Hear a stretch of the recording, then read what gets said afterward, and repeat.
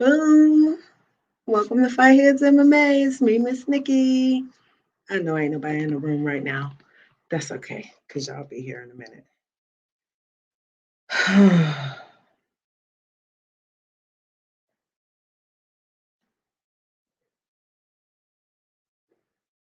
There's some big fights coming up this weekend. All kinds of knuckles is going to be flying inside and outside of gloves. I'm interested to see who is going to come out on the victorious side of these fights. Miss Nikki is falling far back this weekend. Far back. I will not be at BKFC 18. I'll be watching it on app. um, Reggie is down there in Miami, so y'all look out for him. Watch his page, see what he's up to while he's down there in Miami for this 4 title fight card, I believe.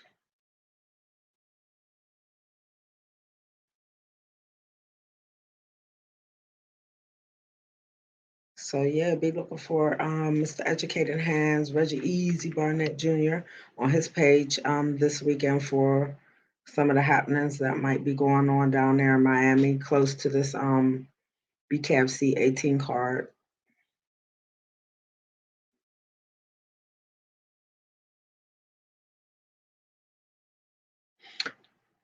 Yep. If y'all see what the title say, it's that simple. If you are on my page, then you can hit me a messenger and send me your email, and I can send you the link right here to me where I am right now. I will not be going anywhere until I feel like I'm done. Let's see how engaged you guys really are.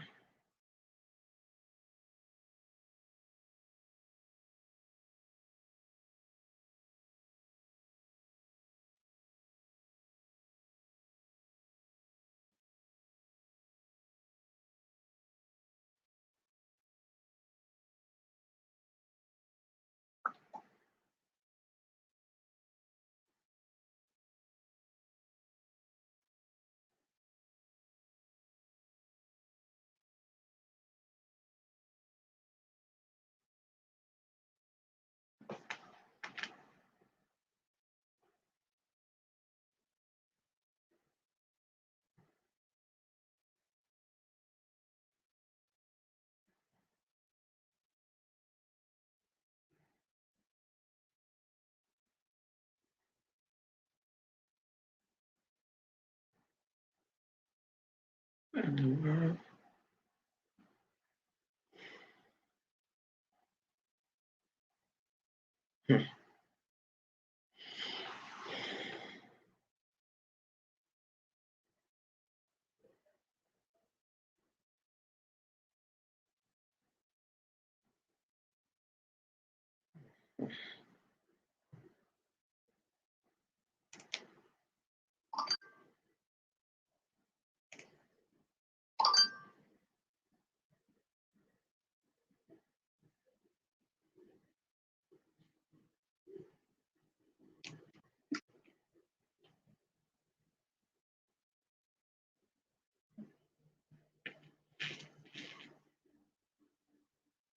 I guess I'm gonna go on my page.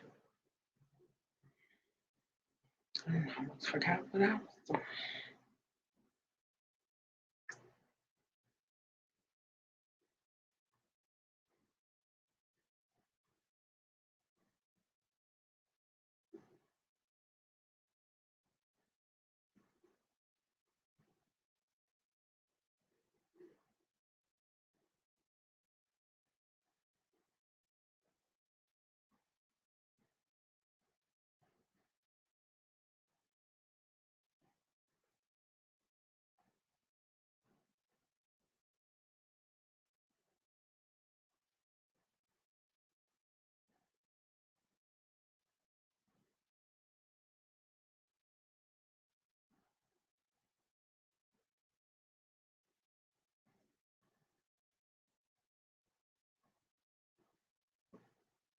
All right.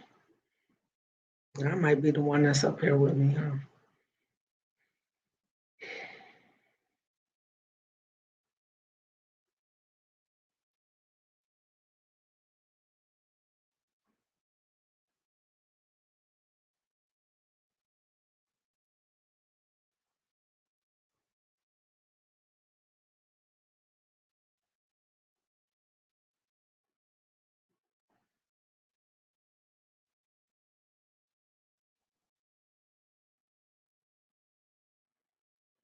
Hmm. I need to see people like Mr. Latchman back at BKFC. LJ Hammer. I think he was coming back from an injury, Mr. Hamrick Jr. Last time we seen or heard from him. But like I said, y'all, check Reggie's page because I just got notification that he is down there in Miami for this BKFC 18 card because he was looking for people to get in the gym with. Maybe do a little sparring. I don't know exactly what he was looking for. It sounded like sparring to me, but sometimes they speak in a whole other language. So,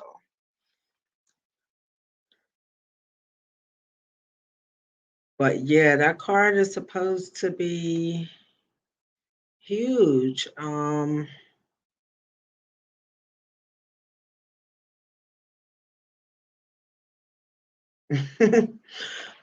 So the heavyweight title is on the line. Mr. Beltran will be defending his title against Sam Shoemaker of all people.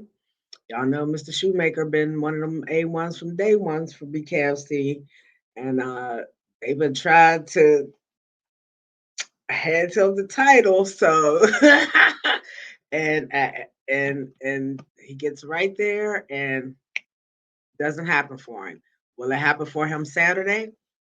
We don't know, but I'm gonna just tell y'all over the last few months, Miss Nikki has had the chance to run directly into Mr. Beltran, and I think maybe once or twice Mr. Shoemaker was in the house, and I just didn't get to get real close to him. But yeah, Mr. Beltran is looking good. He is not taking this fight lightly.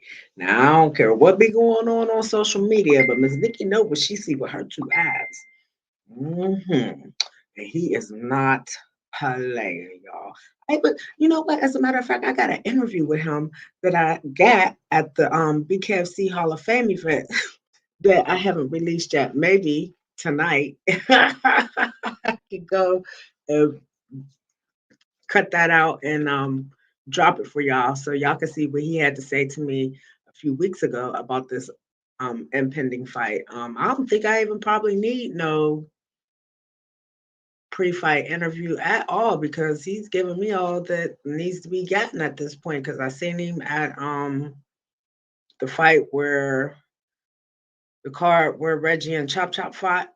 I seen him at that card and got an interview then. I think I did drop that.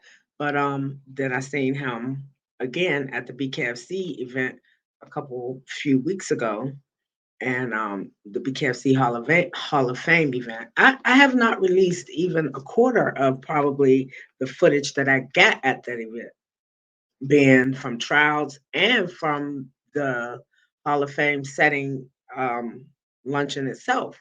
So be looking for that. Yeah, I don't know, Miss Nikki. I work and I only got two hands, so at this point, get what you get. But yeah, Joey is yeah, he's looking to retain that belt. There was nothing in that conversation with he and I that that made me feel like no, mm-mm, mm-mm, mm-mm. So what I will say is that I feel like um Beltron needs to mix it up a little bit. He need to make the fight dirty for Sam because if he allows Sam to get in his own wheelhouse and get that hammer, y'all know his name is the Hillbilly Hammer, Sam Shoemaker. Sam Hill Hillbilly Hammer Shoemaker. That's his fight name.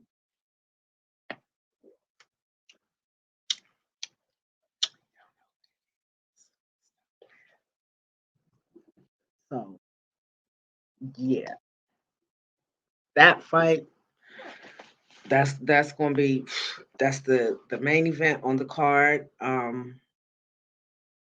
do have an email from BKFC that I need to check because it's probably got some stuff that was going on today or yesterday or something. Maybe weigh-ins. I don't know. I don't know what it is because I haven't had a chance to check it. But yeah, Miss Nikki will be going into that. Maybe it'll be some stuff I'll be able to stick into a little video and put out for y'all. Interesting. Um, I've been spending a lot of time this week when I haven't, you know, like in my wind down time after I get off from work, watching the Olympics and some of the awesome sportsmanship, awesome athleticism, awesome everything going on there. And most of it was the trials, because yeah, the trials.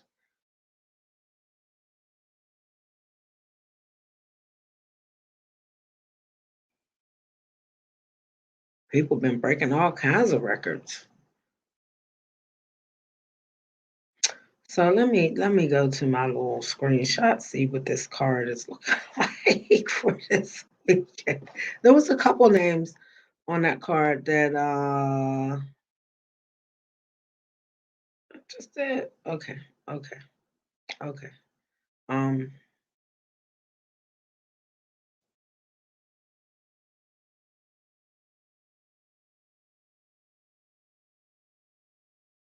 couple of names that I had not heard. Gonzalez. Oh, Pearl Gonzalez and Miss Sigala are going to be matching up on this card this weekend. Girl fight. It's about to be a girl fight. Mr. Medio versus Hoach. Hoach is a name I don't remember seeing. I can't disclaim, but he's an OG. I think I would have remembered that name. Hilarious. He Lewis versus Torres. That look like that's gonna be possibly heavyweight, no less than 205. Um, one of my favorites, Travis the Animal Thompson will be fighting against Mr. Jared Grant. Now that's a fight that I know a lot of people are vested interest in, and somebody had put out a favorites, not a favorites, but they put out the card and put on one side all the favorites and then their opponents. And I know that y'all are looking for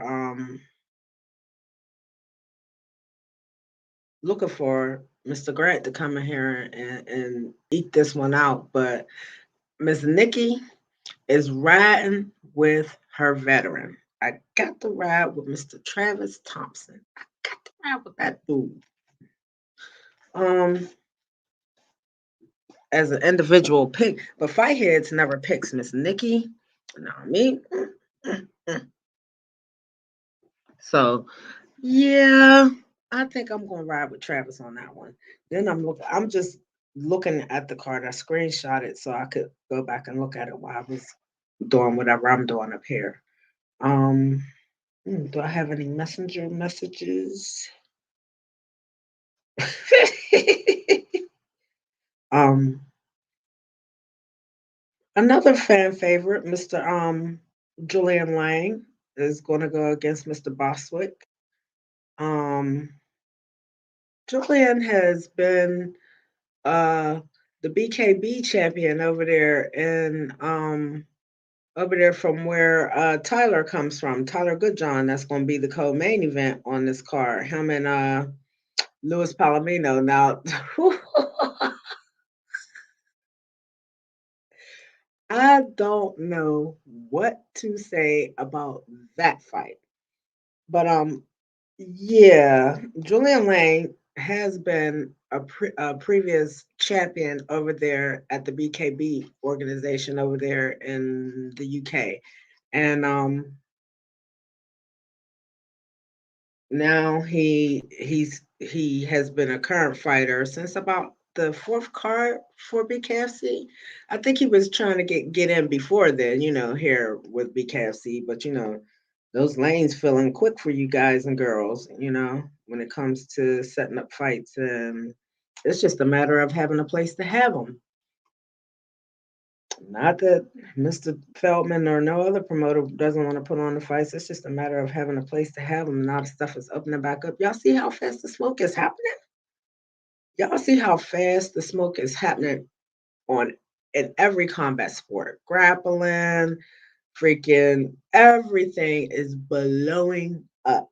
Everything is blowing up. Mr. Christian Smith, one of my more recent interviews, ring announcer, told me that the event that he did last weekend or weekend before, maybe, Miss Nikki be losing track because so much be happening so fast. But he did an event, and it's all on the interview. It's in the interview.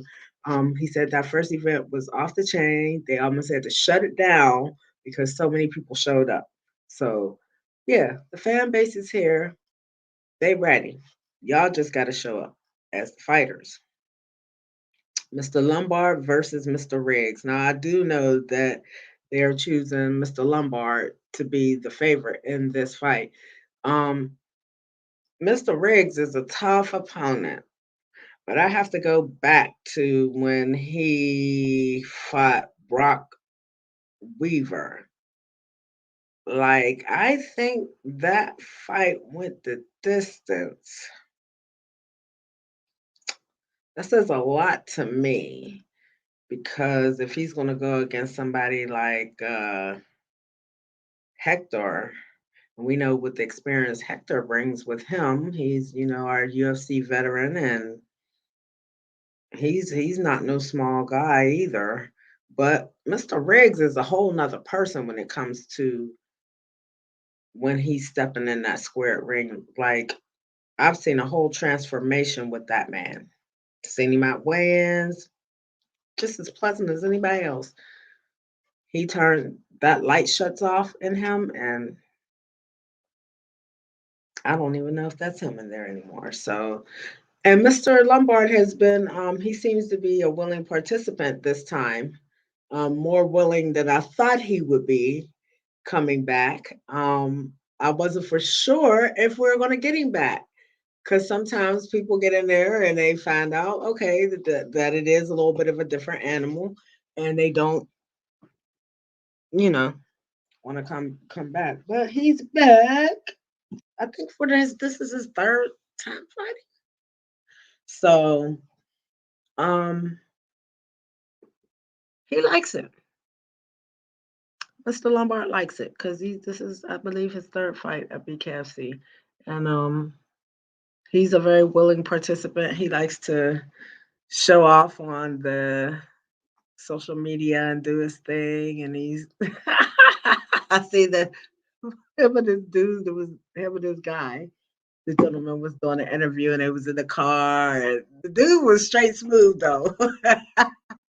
Hector was all rah rah, but the guy that was interviewing him or supposed to be interviewing him was straight smooth. But I was cool with that. So I like Hector. I don't know. Miss Nikki can't. I don't know. I don't know. I don't know. I guess I don't know. I don't know. If I'm gonna pick one, it's gonna be Mr. Lombard via probably TKO, something like that. Yeah, yeah, yeah, yeah. I know Riggs is a beast, but he's been through many wars, y'all. I don't know. I just don't know. But that's how I would if I'm gonna have an opinion about it, I think that's how I'm gonna take that one. Like I said, Mr. Beltran is not taking this defense of his belt lightly at all, people. So don't. I told y'all, Miss Nikki then talked to him twice in the last couple of months, face to face, up close and energy. Got the hug, got to talk to him. interview. So whatever he said to me at this BKFC situation, I'm gonna go and pull it out, you guys, and I'm gonna drop it for you. I'm gonna hopefully be able to get to it. I'll do it tonight. I'll be but yeah.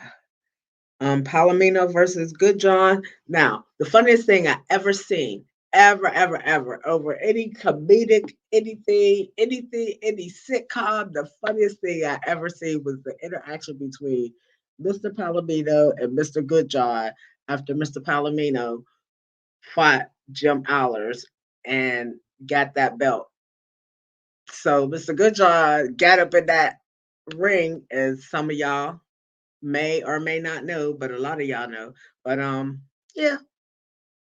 And what happened was Mr. Palomino didn't appreciate that, and he took and pushed the whole. I can't even describe it, y'all. It's so funny. He took and pushed the whole because it was like it happened so fast. Like Good John jumped in the ring and was trying to get up on the mic, and Palomino went ape on his ass. He went baboon on his ass. He pushed the whole crowd of them. It was, I don't even know. Y'all just gotta go watch the fight. Y'all gotta watch the Palomino versus Fowler's fight and see what happened at the end. But the funny part about it was when he pushed the whole crowd, because he was getting ready to upjack Good John right there. He was getting ready to upjack him right there. All you see is poor little Brian so fly out of camera range. Like literally, he flew. He got pushed some kind of way and flew out of camera view.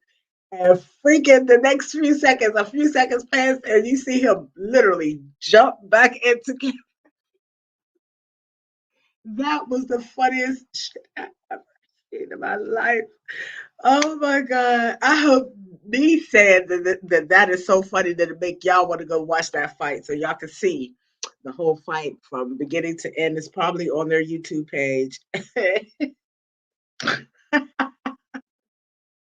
I will never forget that. That I will go to my grave laughing about that one. And yeah, Good John almost got upjacked that night by Mr. Palomino. And then after Mr. Goodjohn's fight with Felony, Charles Bennett, who this past weekend, Felony and Jason Knight headlined Game Bread's Bare Knuckle MMA inaugural card. And we all know how that ended. I be telling y'all, stop sleeping on Felony. I know he ain't want to fight in a while, but when he do show up, at least he be there to fight y'all. You know what I'm saying? No matter how long it lasts, he do give us a little bit of a show. He give us a show before, he give us a show during the fight, and he give a show after. So you can't ask for more than what he gives. So yeah, Jason Knight got the big old W with the rare naked choke win over Felony on that card. Also, what's his name? What is his name? It was on my mind earlier. He fought on that card too. I ain't talking about Brandon Bosshall Johnson, but someone else floated in on that card on me. Damn, who was it? And they got a win too. Oh, damn. Because I was gonna put it together for y'all, but let me think about it a little bit more. I'll figure it out. Yeah. So I don't. It seems like this time, unlike the first time, Mr. Goodjohn is taking his training seriously going into this fight with Palomino. He knows that this fight is serious. He didn't take Felony serious at all and got his nut whooped in, but still got the W because they say he got that knockdown. So that might have been a deciding factor in that whole fight.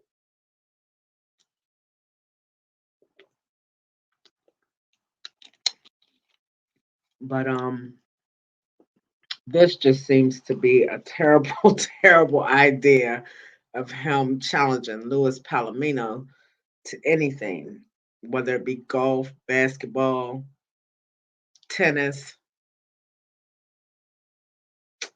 shot put, anything.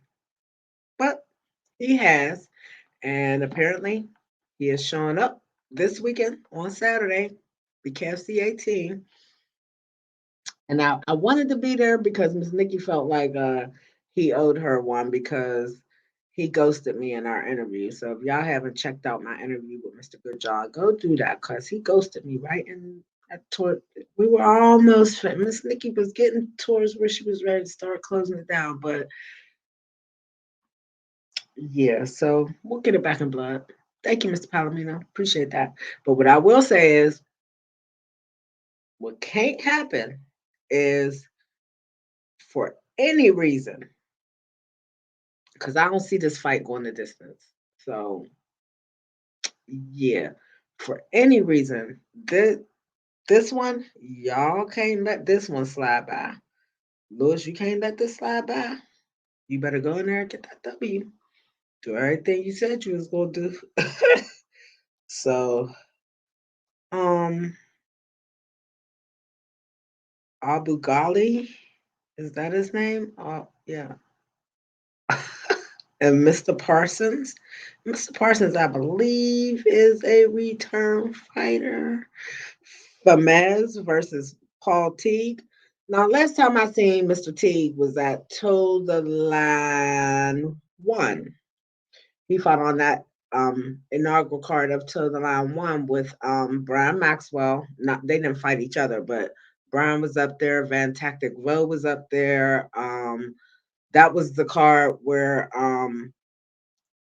Teddy and Frank was the headline, and them two went the distance, and we was chanting for that infamous sixth round and couldn't get it. But yeah, those two went the distance.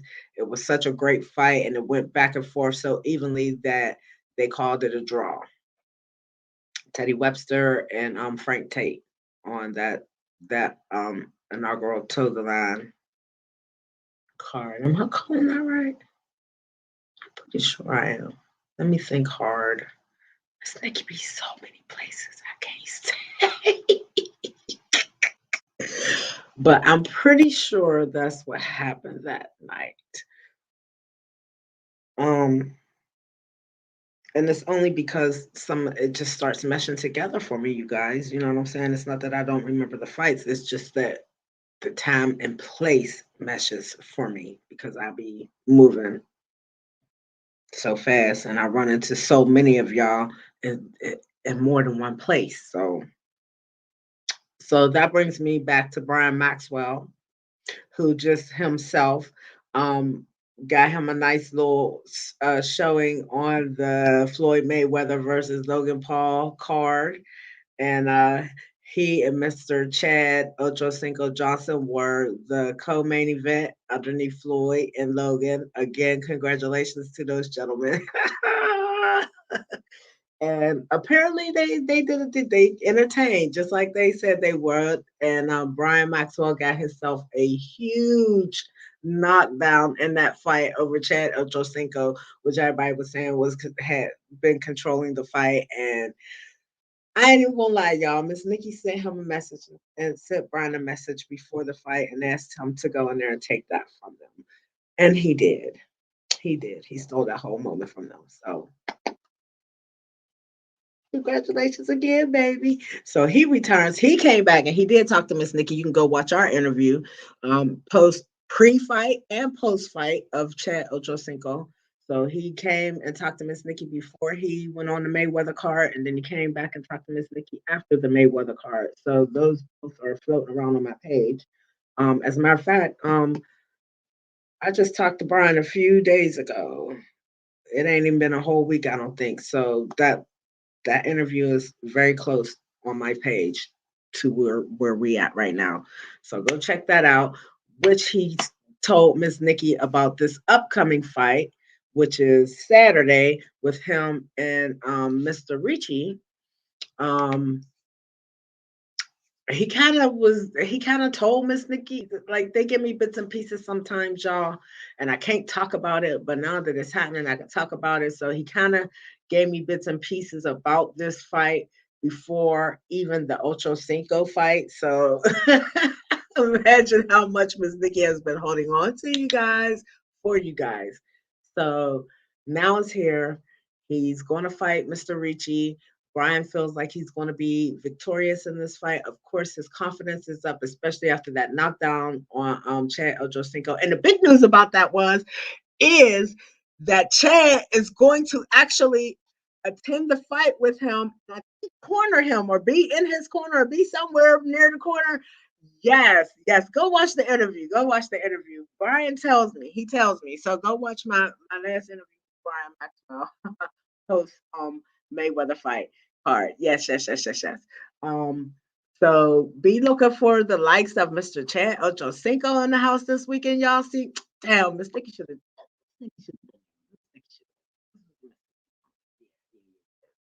But I'll have another moment because the BKFC and y'all fighters like the Florida card. So there we got all summer, and I'll be down there eventually. And if this is what I think it's going to be, I haven't missed my chance to meet some of the people that I know are going to be there. So yeah, how about that? And I asked Brian what was the one thing he got out of that fight that he didn't have when he went in. And he said, a friend. So he and Mr. Ochocinco are now friends. And who knows what them two is gonna be cooking up together. Cause he idled Mr. Johnson. Brian Maxwell said that Chad was his idol, and that's how he built the fight as idol turned rival. And now they're back to being now they're moved on from idol to rival to friends. Cool beans. So there you have that. Mr. Ricci, um, mm, I don't know. I'm a ride with my dude Brian Maxwell on this one. I like Mr. Ricci too, but I think I'm gonna have to ride with Mr. Maxwell on this one. Yeah, yeah, yeah, yeah. I'm gonna have to ride with him. Concepcion and Mr. Brown. Hmm. Mr. Brown, why you look like you playing scary movies, dude? Hmm. Mr. Cedeno versus Arzino. Hmm. Hmm. But like I said, back to Mr. Teague and his shenanigans. Yeah, I haven't talked to him, but I thought he might be one of my fighters that would get up here with me this evening and talk to me about because he did say he was in earlier when I posted that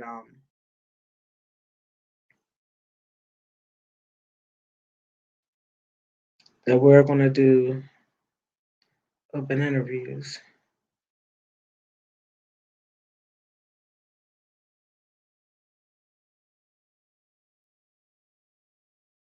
So come on, Mr. Teague. Let me go to my messenger. Let me go back. Let me go to messenger. Hmm. Yeah, y'all be jaw jacking.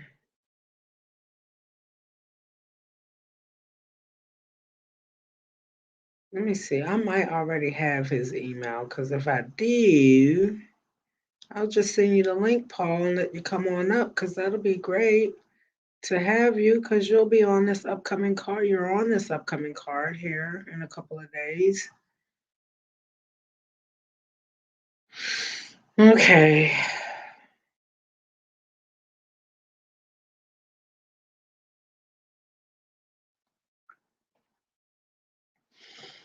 So Miss Nikki killing it all day long. Hey, Christian. I'm sorry, y'all. I haven't even been, I've been so busy looking at my phone. See, I told y'all Christian Smith, my ring announcer, you guys, he checked in with Miss Nikki and he said that card was pure fire. And he's doing like 3 or 4 other events in the next, like he might be doing something this weekend. Tell me if you're doing something this weekend. When I got the dates on all the stuff, y'all, because I made the video, I put it together and put it out. But that's what I'm saying. Y'all don't get it. Miss Nikki only got one brain, only got two hands, only got one mouth. Yeah, it is going to be a great show. And you know what? Sometimes, y'all, it's better for me for certain shows. Oh, Reggie, I'm sorry, baby. I ain't see you. Yeah, you could get it, baby. You could get it. Yeah, yeah, yeah. I got you. I got you. I got you. I got you. I got you. Hold on. Hold on. Hold on. Hold on, y'all. I gotta send my dude. I gotta send my guy an email. I gotta send the link, y'all. I gotta send the link. Okay.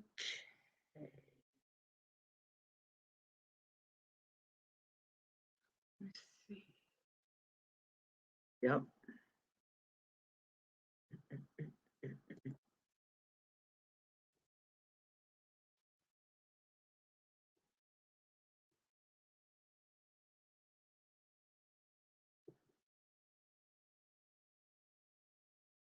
And it's weird because I'm back home now. And I talked to him so much more when I was gone than I have since I been back. Like we communicating, but like our one-on-one and personal gym togetherness that I usually have with him, I haven't been on it the last week or so. So yeah, he's I sent you the link, Reggie. Come on in, baby. Come on in. Come on in. Come on in. I want to see what's going on down there. Tell Miss Nikki what's going on.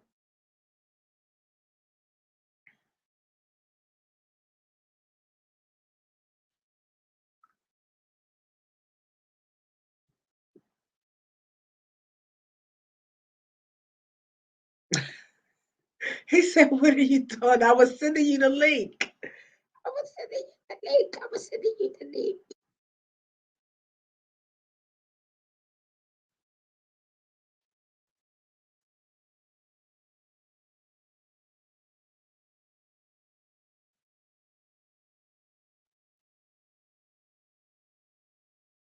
So when you see me through this, I have to send you an email to come into this. This is not like our lives straight through Facebook where I hit, click the button and you come from your Facebook into my Facebook. Oh, excuse me.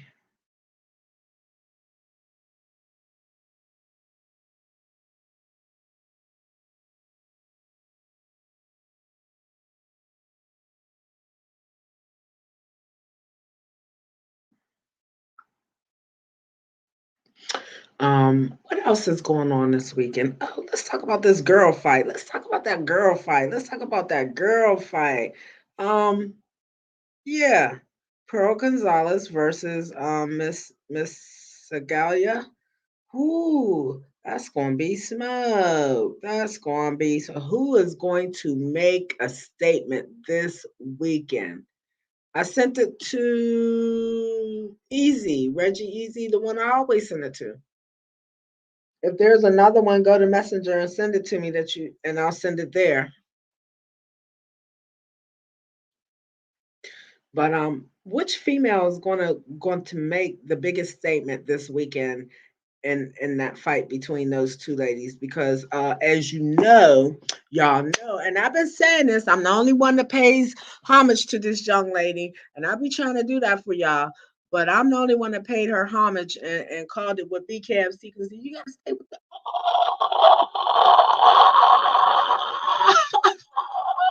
Easy in that house. Yeah, what's up? Are you in Miami? Yeah, I'm in Miami. What's good, Hey, what's up, Mama Pat? Miami? You on the stream? We on the live stream. What's good? That's Miss Nikki. You got that?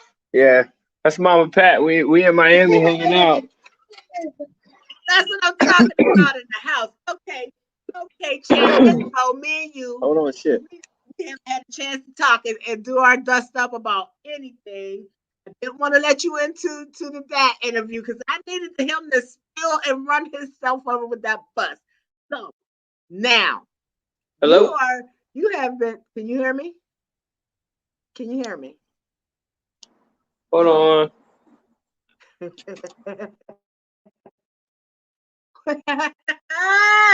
Simone, quit Miss Vicky and Reggie easy, my dad Junior. Yes, those educated hands. My bad. I was trying to Okay. get the mic to act right. So Oh, you good? You good? You good? how So you doing, Miss Nikki? how you doing, baby? Look, I'm trying to find I somebody don't in know where to Miami to give start me with some you. work.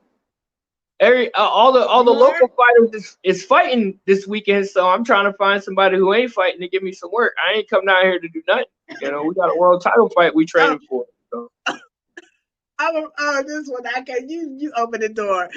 So since you and Dad are fighting, he should be able to give you that work. look. He gave me the address to the faux restaurant, the faux kitchen, whatever you want to call it. I might pull up and get me some soup before I leave. I don't know.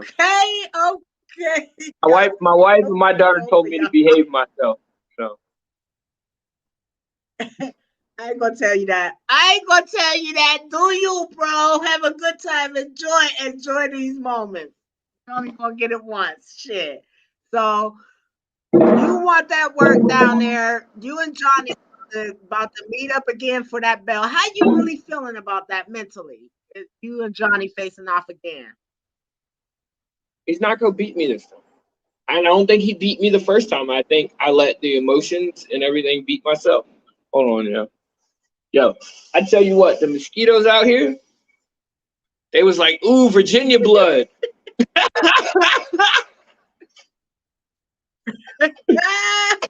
That sweetness. We need the sweet. Yeah, because look, Mama Pat came out and said, look, the spray right there, because the mosquitoes was like, ooh, Virginia blood. Let me get some of that.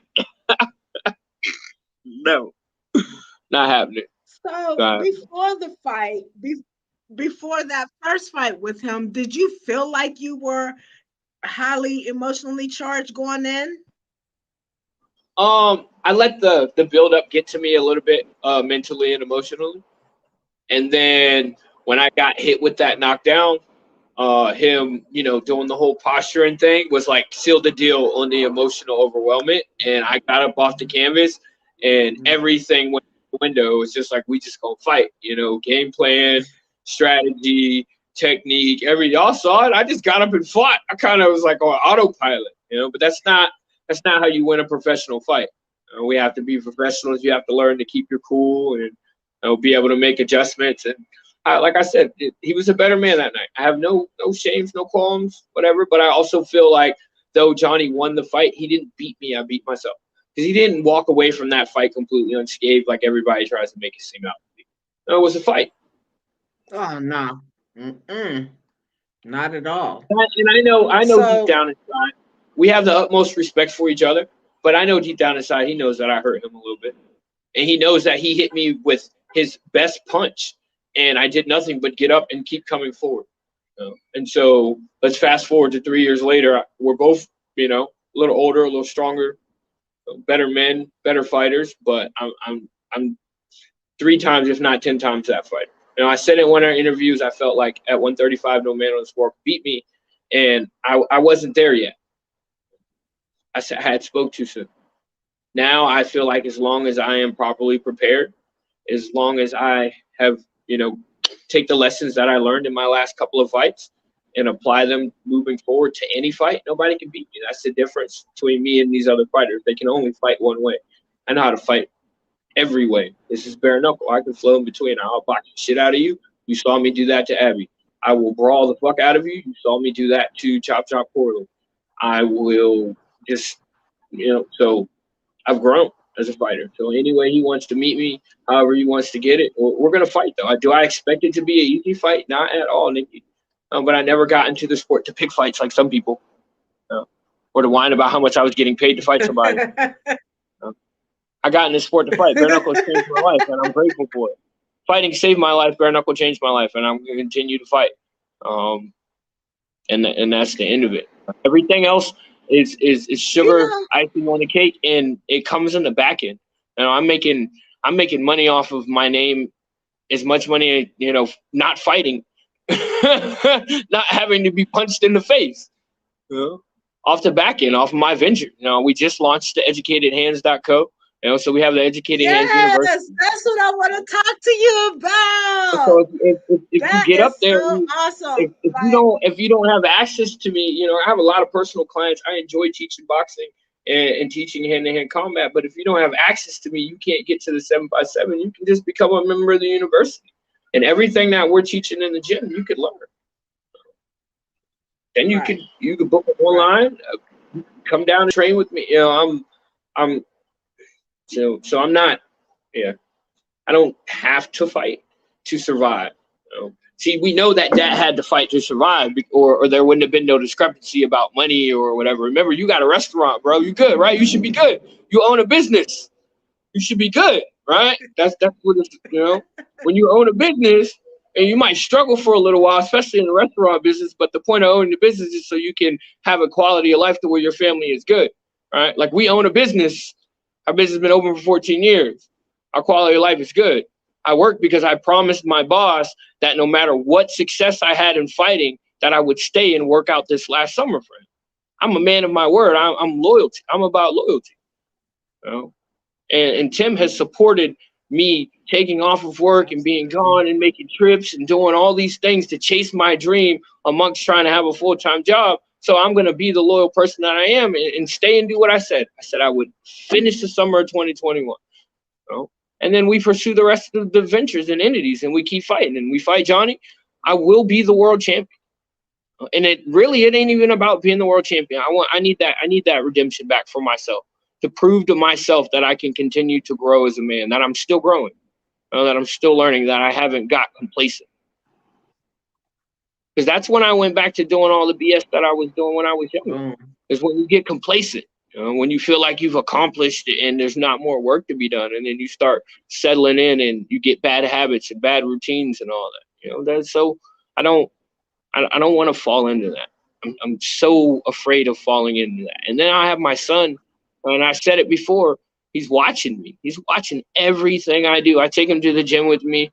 And he trains. He tries to copy my workouts. He tries to hit the bag. So I'm trying to be a role model. And then my daughter, the type of man that I am is the type of man that she's going to bring home. And I know the type of man that I used to be is not the type of man that I want her to bring home to me. So, I mean, I know that's terrible. For me, this translates to real life. This is life. Fighting is life, and everything's involved in it. Translates to real life, right? So if there's something that you can't hold up or whatever, it's because you're walking around with a facade, and there's something really wrong in your real life. I don't have to have no fake. Not everything is sweet. Not everything glitters and gold. I have good days. I have bad days. I have hard days. I have easy days. I have ugly days. I have pretty days. But I'm human, and every day I try to be a better person than I was the day before. And that's what it's about. For me, anyway. I don't know. I can't speak for other people. For me, that's king behavior right there, You know what? A lot of these incoming fighters or fighters that look to be in combat sports, the one thing that they horn in on is you saying bare knuckle changed your life. That's what they horn. Tell them. I mean, is there anything outside of what you just said that pertains to that? I mean, I'm not talking monetary wise. Yes, the money's great, and Dave is always taking care of me. And when Jesus Rivera, whatever that dude's name is, didn't show up for the first round of the 135 tournament, they paid me in full. He didn't have to do that. So for me, I don't understand how some people can't come to terms, Do I agree with everything that bare knuckle does? Absolutely not. We're human beings. We're not meant to see eye to eye or agree on absolutely everything, But when somebody has done right by you and is tried to, so it's whatever. But as far as it's not monetary that's changed my life. It's given me the opportunity to pursue other ventures and venues in life, open other doors that I never thought that I would be able to open. And then me opening those doors has kicked open the doors for other people. In case y'all haven't heard, right? And I'm going to drop this right here because I guess they already announced it. Guess who's coming to Bare Knuckle? Brandon the Janitor Pennington. My coach, my brother, my ace, my right-hand man is coming for all you 165ers. And y'all don't think I'm not playing either. I didn't get to competing at a world championship level by myself. Me and Brandon got into this game together. He's just as good as I am. He just hasn't been fighting. You know, so and that's what it's about. I kicked open the door. They dropped it. No, they dropped it. I guess they announced it on their podcast or whatever, but we all missed it. I watched the podcast. I was literally watching it, and I missed the announcement. So if I jumped the gun or whatever, I don't really care. We coming. 7x7 now has another bare knuckle fighter. You know, so. Y'all wonder why I talk about my Virginia fighters, because they always on the grind. Right, but see, and had our little interview after the trial. Yeah, he spoke his piece then. And he's coming, and I'm coming for everything. And the thing about this is, the motivation is so much greater now, because when you put me and Brandon in the trenches together and we grinding and we know we have the same purpose, which is to go out there and be absolute monsters. If you go back and look at our old Facebook and whatever, social media, blah, blah, blah, I think it was for almost like 5 years, side to side, back to back, we were undefeated. Nobody could touch us. It's when we split up for a little while and we had our own personal struggles that we went through our own, wins and losses in our lives. But when you put us together, and it's so this camp is going to be even better. I'm going to be more prepared than I've ever been in my entire life. So I'm looking forward to that. But when I say bare knuckle changed my life, you guys, it's because you are one. My mom said it to me, and somebody else said it to me. Nobody is going to be willing to promote you more than you're willing to promote yourself.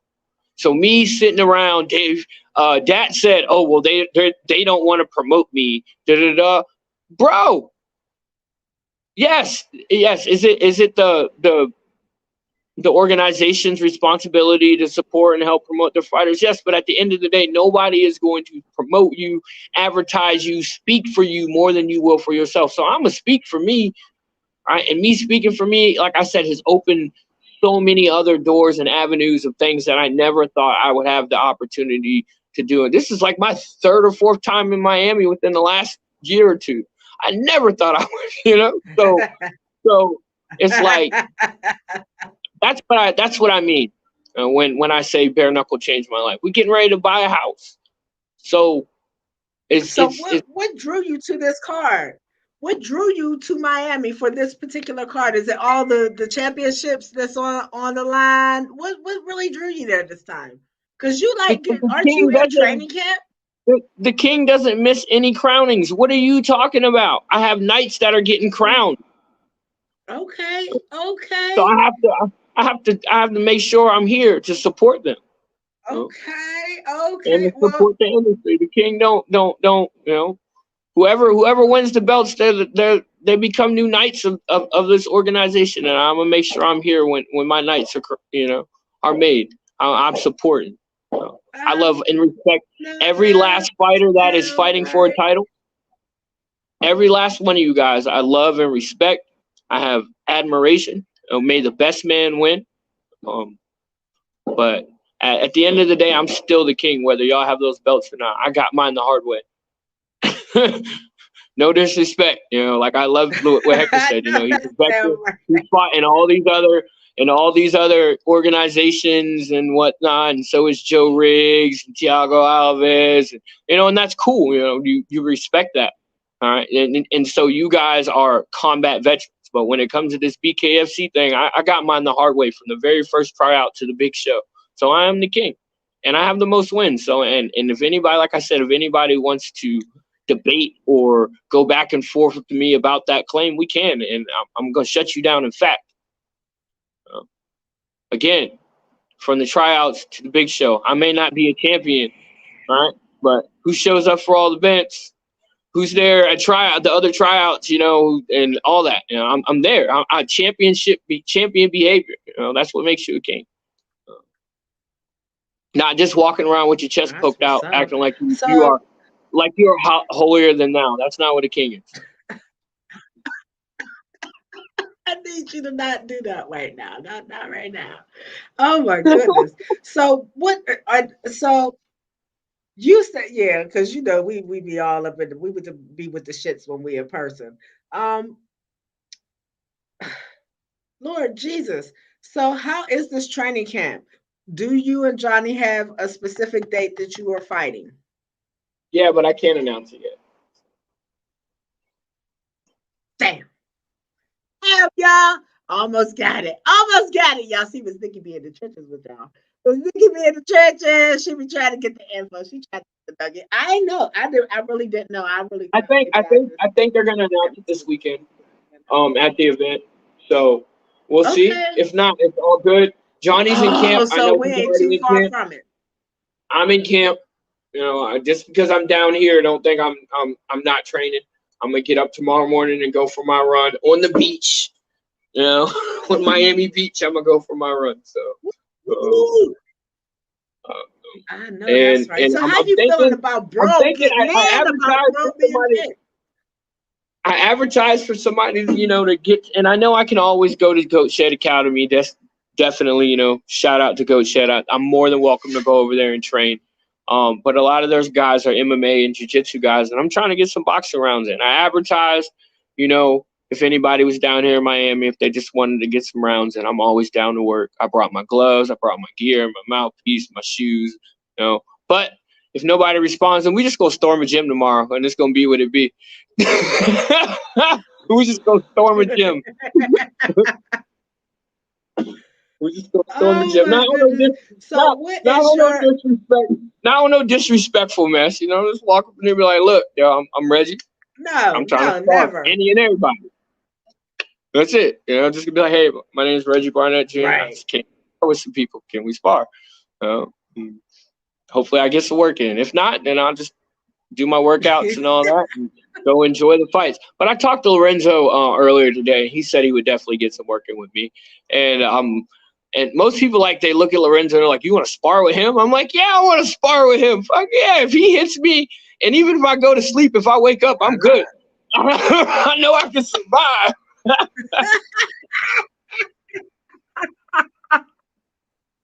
Not if he hit me and I go to sleep. If I wake up, I'm Gucci.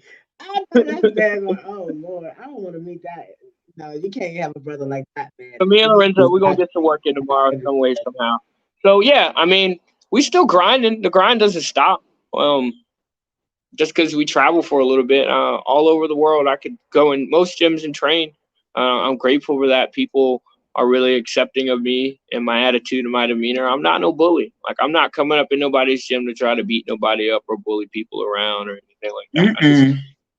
I'm coming to get some work. The effort you give me is the effort I'm gonna give you. And if we give each other hard work, then that's good. That makes us better fighters at the end of the day. But you have these, like my gym, anytime somebody comes over to spar with me, most of the time they're trying to knock me out. It's inevitable. Anytime, most people, when they come over to the gym to spar with me, they try to fight me.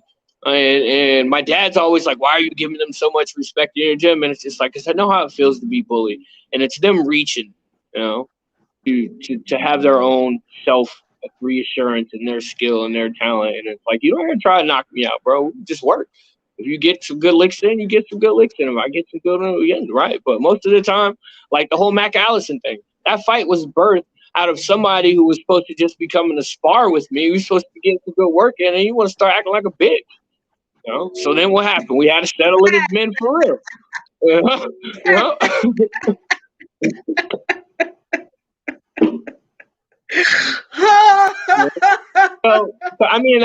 That's just what it is for me, Nikki. I'm gonna keep plugging away, chipping at the bit. I'm excited to go and see the fights on Saturday. Support the industry. Support the other fighters. See my BKFC family. Like I said, the King will always be in the building. I don't plan on missing an event. I don't. If I miss an event, it's because I'm really focused on my training and I have something else going on with my family. Other than that, listen. What's up? Gervonta Davis versus Mr. Barrios this weekend too. Come on, man. What do you think about that? Is Gervonta? Come on, man. Come on. I mean, when Tank first came on the scene, a part of me wanted to fight him. A part of me still wants to fight him. But at the same time, I respect his growth as a fighter. As a man, he's made a few bad decisions, but we're human beings. That's what we do. We make bad decisions. It's a matter of whether you learn from those things or you continue to make the same bad decisions. We've seen Tank learn from them and grow as a fighter. Initially I'm just like, oh, this kid's just backed by Mayweather, knockout puncher, blah blah blah. But I've seen his growth as a human being. And you appreciate that. Me as a combat sportsman, I don't just appreciate your growth as a fighter. I appreciate your growth as a human being, and I've seen that in Tank. So I'm excited to see if that transcends into the fight. We know that Tank has power to knock out anybody. That's just him. He's naturally a strong man. But at the same time, if he finally runs into somebody who can take that power and outbox the crap out of him, then he's going to have to show that growth, that maturity, that resilience as a man. And we're going to see whether he just goes out there and knocks Barrios out, or if he's got to get in the trenches and find that part of himself, that really makes you a champion. So I'm not rooting against Tank. I'm not rooting for Tank. I'm excited to see a good fight. And in the back of my mind, I'm like, yeah, I'm going to win this bare knuckle world title, and then I'm going to call Tank over to bare knuckle to fight. Oh, Lord. The thoughts of my bare knuckle fighters. Oh, my goodness. Heck yeah. So what else is going on in the fight world that's interesting to you right now? Lomachenko's making his return to the ring after his loss. That's what I seen that today. I can't pronounce the guy's name who he's fighting. What do you think about that? The thing about Lomachenko is we've seen both times that he lost, he evolved. And the first time he lost, he evolved. He lost again. I'm expecting that evolution. We already know that he's a great fighter. He is hands down one of the best fighters of my generation to ever live. It's not a matter about records. It's a matter about work and time put in and performance. And the thing about the difference between Lomo and Mayweather is Lomo goes out there and goes after it. Mayweather kind of sits back or that he wins. That's the difference in the two types of fighters. So for me, I appreciate Lomachenko's, style, as a world-class fighter. Not taking anything away from Floyd Mayweather. He is who he is, and he did what he did during my generation. You have to respect that. But at the same time, Lomo is a different breed, and when he loses, he evolves. And his evolutions are always just so I'm excited to see what evolution he brings to the ring on Saturday. It's going to be, and then also I'm a thief when it comes to combat and martial arts. I'm not gonna lie, y'all know that. Don't call me educated hands for a reason. I take what I see, I make it my own, I adjust it to how I can use it. And so I love watching him fight. I want to see his evolution, what new tricks he pulls out of his bag, so I can put them on my tool belt. I know that's right. Ain't nothing going on about the red. Like Naoya. Now I'm gonna just give this away. Naoya Inoue won last weekend. Body shots. He does this move. I don't know what the name of it is, right? But it's essentially like using your arm as a sword, like you're fencing. Go back and watch the fight. I watched it like 3 times. That's how he set up the body shot. Came over the top with it first, and then he drew him down, and then he drew him up, and then he came around to the body, and then he feinted like he was going to draw him back down, and drew him up, and came back to the body again. And if you're not really hip to understanding combat sports and seeing these things, you wouldn't really ever even really pick up on it. You would think he just landed a good body shot and finished the dude. No, it was an entire setup. That's what I always say. When y'all use y'all setup, y'all have more. Y'all get more out of it than just trying to load up on something. Or who's going in there and just thump it. That's what I'm saying. Like in the title fight, when I got up, there was no more, trying to set up. No more setting up nothing. We were just gonna fight, and it's good to just go in there and fight, on autopilot at some points, but you really get stuff done, you get damage done, you make an impact when you know the shots you're landing are counting, because that you put them where you want them to be. And Lomo is great at that. And I've stolen a lot from him. Even some stuff so wow. It's gonna be some smoke on every level this weekend with combat sports. Like some smoke it's gonna be smoke everywhere. It's gonna be exciting. I wanted to come to that card, but I didn't. You know me. I like that. When you fight, I'm there. When you fight, I'm there. Well, we gonna show up. I try to be at some of the other cards. We showed up 20 deep from Virginia all the way to Tampa for the world title fight. So this one we're gonna show up 40 deep, 50 deep. It's gonna be there's gonna be so many people there that home field advantage for anybody is gonna be out there. I'm mad that you cannot even tell me right now when this date is for this fight, so I can start blabbing my mouth about it. I'll be in these streets, Reggie. I'll be in the streets. Miss Nikki be straight cold in these streets. I'm trying to make sure my new contract comes on Monday, all right? All right. Come on, Nate and Mr. Feldman. Y'all can't be holding against him with Miss Nikki. Come on now. We family. We family. Come on now. I know the Wolverine ain't until tomorrow, but let us listen to tonight. What's going on? You know they would never do nothing like that, but they said we're going to wait to hold on their announcement, so we'll see. They'll let it out in time. In the meantime, I'm going to do what I do in the background, which is continue to prepare myself for a life or death situation, because that for me, that's what it is. Absolutely. God dang, it's been so much going on, and y'all just exploding. As soon as they opened the world back up, y'all went right back to it like it was. I can't wait. I cannot wait to fight in front of a full capacity crowd. Oh man! So what do you think? That energy is just, I miss it. You do? Okay. Like, it was nice having fans at the Chop Chop fight, but I know the roar when I came out for my ring walkout would have been completely different had that entire, venue been filled. Since you keep bringing his name up, have you talked to him? Yeah, I have talked to Chop. He asked me, did I want to run it back in the boxing ring? What? I'm not opposed. I think that's a better matchup for me and him in the boxing ring. But right now, I have my sights set on Johnny. He's locked in my target. So that's good. Okay. Maybe down the road, possibly we can entertain it. It'll be a good matchup in the boxing ring before I'm done boxing. But right now, I'm bare knuckle, and I'm gonna go out here and give it my all.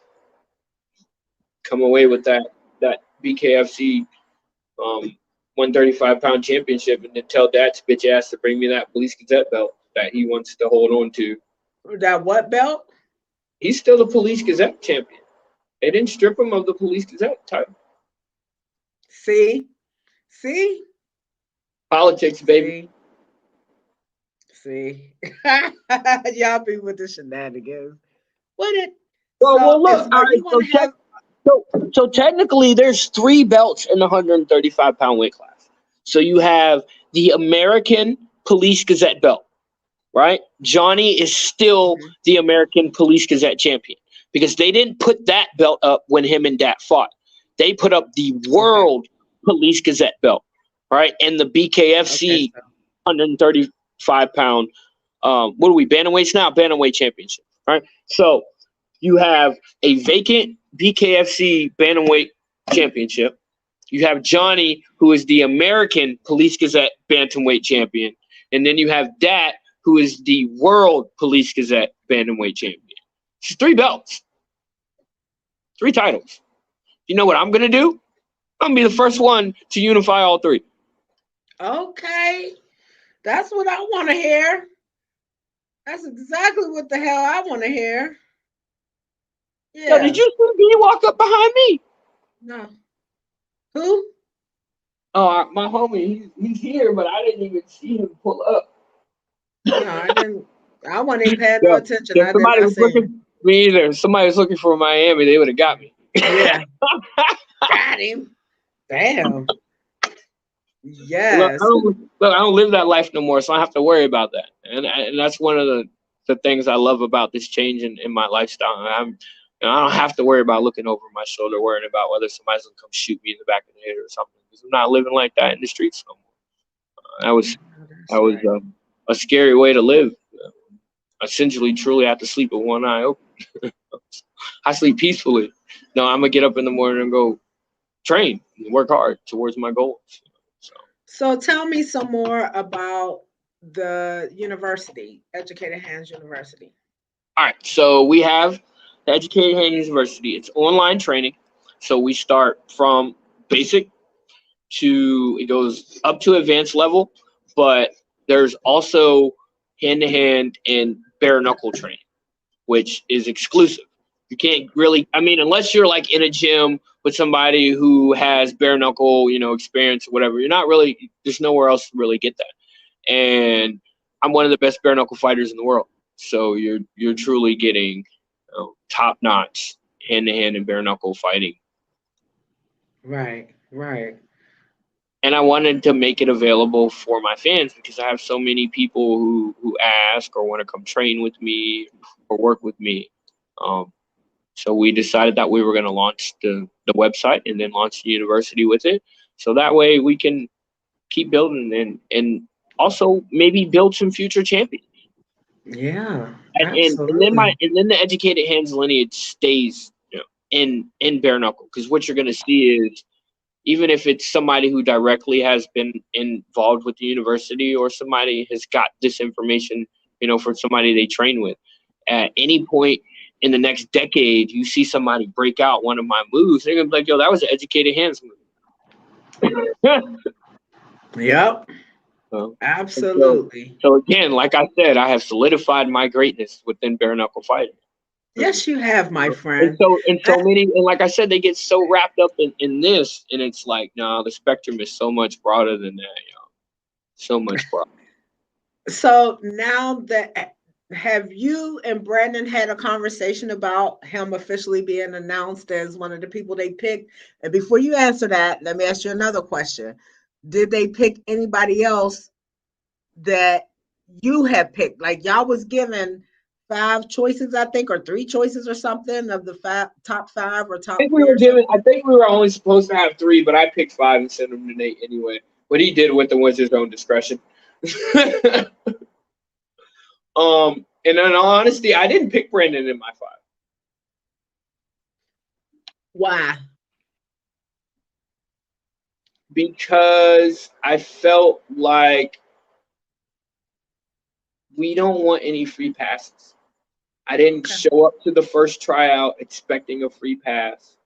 I went in there and I put on, and I was hands down the best fighter at, maybe not the best on the camera or the mic or, personality or whatever, but when you want to talk about skill-wise, hands down, I was the best fighter there. I got no pass. I got there on my merit. I went up there and I showed out. And I told Brendan that we don't want no free passes. We earn everything that we got. Because when you expect somebody to give something to you, you're not willing to work as hard for the next thing that's going to come to you.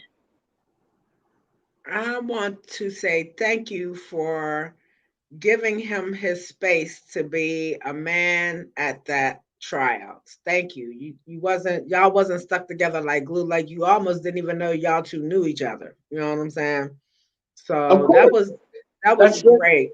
That's what I said. I said, bro, I'm Brandon always knows that I will like when we were in Mississippi for the last fight. Look, we gonna share this story on live. And Brandon, I love you, bro. This is gonna be absolutely hilarious. So we're coming back from the post weigh-in dinner. Look, Dad said I'm coming out of retirement. My hands are still educated. Anyways, we was coming back from the post-fight dinner. I'm riding with Josh, Bordeaux, and Kelly, and it was Boudreaux. My bad, I pronounce it wrong all the time. And it was you, Mercy, and Brandon in the other car. And all I see is like my face on a shirt. I'm gonna put you on Front Street, bro. Hold on. I'm not gonna put it all out. I'm not gonna put it all out there, right? But this is it. Look. So all I see is my shirt, my face on a shirt running across the street. And I'm like, yo, that Brandon? And they're like, I think it is Brandon. I was like, yo, that is Brandon. Stop the car. Where's he running to? Why is he running? And they're like, I don't know. And I was like, yo, stop. And before they could even get the car fully stopped, I was like halfway out the car. And I jumped down. I'm running across. Brandon. I don't even know why he's running. But he's running from somebody, running to somebody, running. But you know what? I saw my ace, my homie, my ride or die running. I jumped out the car and started running behind him. I'm going to go find out what's going on. He didn't need me for anything. We won't really go into details. But, you know, that's our bond. You know, I no questions asked, didn't know what was going on. I saw my homie running down the street. I'm coming. You know, I'll figure out what's going on. Even if it was gunshots he was running to, that's my homie. And sorry if God's will is God's will, but I'm coming. It's my man's. I'm coming to find out what's going on. So, what has y'all's conversation been since he's known that he actually got picked? What was that initial conversation? Oh, you got some fucking work to do, and you're gonna feel everything you put me through for the last 3 years. Everything. Oh Lord Jesus. Pipe, the tie pad, the concrete on the knuckles, everything. He gets that all back tenfold, huh? You get no pass. None. Now you getting in the trenches with me and everything that has built me up to be one of the best bare knuckle fighters in the world. He already has the knowledge and all that. So now we just need to put the body and the mind behind it. And I feel like nobody will truly beat Brandon. Wow, that's gonna be that's some smoke right there. That's more than smoke. That's a whole damn fire in that 165 division. Whole fire. We already got some picks too. No disrespect, we already got some picks. We know we got some heads we coming for. Ooh, damn! I can't wait to have my next interview with Brandon, so we can talk. We don't even be doing interviews. You got to get those from B. You got to give those out of his own mouth. Yeah. Oh, yeah. Absolutely. You know what it is from Miss Nikki. You know how it is with me and Brandon. He gonna tell me his truth, and we're gonna keep it moving. It's all good. Shoot. Damn. So who else that got picked that you know of? Hey, that they announced it on the BKFC podcast the other week.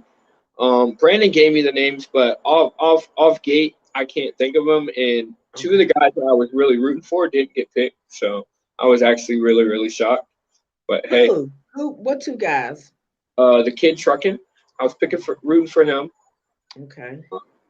He didn't get picked, and then the other kid. Hold on. Well, see, I can't jump out of my thing. It was the kid from Canada. Okay. I was really rooting for him, but he hit me up about coming down to train with me. And I told him, if you can come all the way down here from Canada, bro, you are more than welcome to come spend as much time in the 757 soaking up as much knowledge from me as you can. I can't now. Because somebody told me they had a conversation with you. Give me a second. But I talked to so many of them. Sometimes stuff just kind of. Kevin. Did you hear me? Kevin. Devin Gibson. Devin. Gibson. Okay. Devin Gibson with a D. Devin Gibson. Okay, I got it now. I don't know. And really, at 120, at 125, I would love to see him fight Nico Hernandez. I think fight When do we get right to see there. that young man again? Devin Gibson versus Nico Hernandez at 125 pounds is a match made in heaven. Both them boys can fight. We know that Nico is, Olympic caliber, whatever, but Devin has hella speed, great boxing IQ, and they're both relatively the same size. I think bare knuckle wise, you take the gloves off them two kids and put them in there together, you're gonna get a masterpiece. Because one, Devin is hungry; he wants to fight. And I don't really know what Nico's mentality is after his first bare knuckle fight. I honestly don't think he'll ever come back to bare knuckle again. I think his dad just kind of we'll see. He said he liked it. Oh, well, I didn't know. He told me he liked it. He said whenever Mr. Feldman can get him up there again, he would like to come back. He did tell me that. Nate, if you ever watch this podcast, bro, Devin Gibson, Nico Hernandez, 125 pounds. That is a fight to make. Give Devin his BKFC debut, and Nico's only got one fight. It's a great matchup right there. Absolutely. Yeah, and they're both willing participants. That's what make it. I know, right? Yeah. So, yeah, that kid, both of them. I'll have to go back and see if I even got my interview with the young man from the tryouts. So is there going to be a cheat meal that you're going to have while you're in Miami? I haven't decided yet. Okay. I haven't decided yet. I'm right around my relative muscle gaining weight to where I just start putting on my muscle. So depending on how far I run tomorrow. If I run like 4 or 5 miles, then I'll eat a cheat meal. But if I only run my 3 miles, then no. Have they already had weigh-ins? No, weigh-ins are tomorrow. I'm going. Definitely live in effect. So have fun. We'll go live. I'll go live from the weigh-ins. So y'all make sure y'all check me out on my IG. _EAZ_E_. We're gonna go live on my IG page. Since it's about having followers, whatever. People that that need to follow me, that God has put in their path to follow me. So I still got work. I'm working for him, not me. I don't say it enough, but really I am. I'm working for him, not me. I just get to have fun punching people in the face. Which sounds crazy. It's like, how you punching people in the face for God? You ain't ever heard of a holy war? All right, let me stop. Let me stop. Yes. Anyway, so we're about to go. We're about to go get some food. We're about to go get some food. Hit up the store in a little bit here. Okay. Well, go ahead and ask your last question, and I'm gonna jump off. Nope, I'm good. I'm absolutely good. You didn't answer every question that I had. If I think of one more question, I'm gonna throw up on myself. You're stupid. I just wanted to talk to you. We live in the same state, and I don't hardly see you again no more. I talked to you more. I talked to you more when you went to Iowa than I did since you moved back to Virginia. It's freaking crazy. And look, now I'm in Miami. You back home in Virginia. We had a longer run. Well, now that you are back into, we have a solidified date that I won't know until Saturday, I guess, for your upcoming fight. I'm gonna be all in your face. You know where Miss Nikki gonna be. I'm gonna be in your face. I'm gonna be in the corner in the gyms, watching you do what you do, rooting you on, making sure everything is going the way it's supposed to. I'm gonna keep my foot on your neck until that fight. What you thought? But I cannot give everybody else hell and not give you hell. You the first one to get hell, so you better let them know that it's all good. They get off easy compared to what I do to you. Yeah. What me and you go through, they get the easy piece of Miss Nikki compared to the love of a brother and sister that we have. Pretty much. I keep telling them I don't give you no breaks. I don't give you no breaks if I can't talk. If I don't have that conversation with you first, I can't have it with the rest of them. So, yeah, expectations are where this man sets them. So if y'all think I'm reaching too far, it ain't because I'm reaching too far. It's because he told me that's where we're supposed to get to. So that's where we're getting to. Exactly. And if it makes you uncomfortable, then you got some fucking soul searching to do. I be Hold me accountable. I'm gonna hold myself accountable. And if you can't, expect the people close to you who believe in you and support you to hold you accountable, then you need a new circle. Plain and simple. Boom. Done and done. It's all good, brother.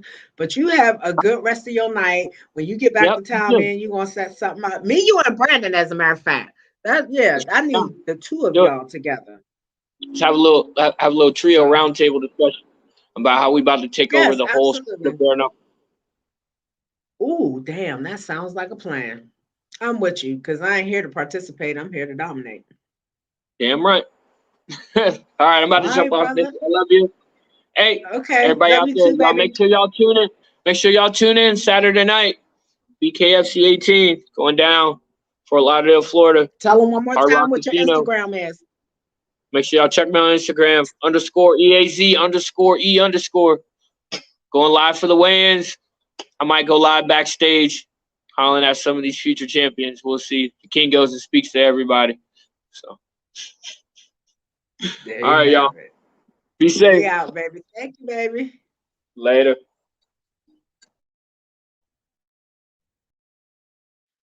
So y'all heard it from the man himself. Y'all heard it. Y'all be thinking because Miss Nikki, but y'all see what happens when I get with y'all. Y'all keep it relevant for me. Now I know who's where, who's doing what. I don't got to move off my page because y'all bring y'all everything I need is right there. And I thank y'all. That's how we build up our stories. That's how we talk about this and that and all the other. We end up in all these different crazy places for all these different crazy fights and meet all these different crazy people, having fun and making families and making our community stronger. Yes, that's what it's all about, you guys. So even at the end of the day, when you guys are fighting each other, you still have a certain amount of respect for each other. You still want to see each other succeed. Sometimes y'all got to step on each other to get to to go up the rung, and that's what it is. So, but not step on each other in a way where it's mean or nasty. But y'all got to fight each other to get to where y'all want to be. And there you have it. Reggie has told us that he and Johnny are meeting again for that belt. Maybe it was just Miss Nikki's suspicious mind.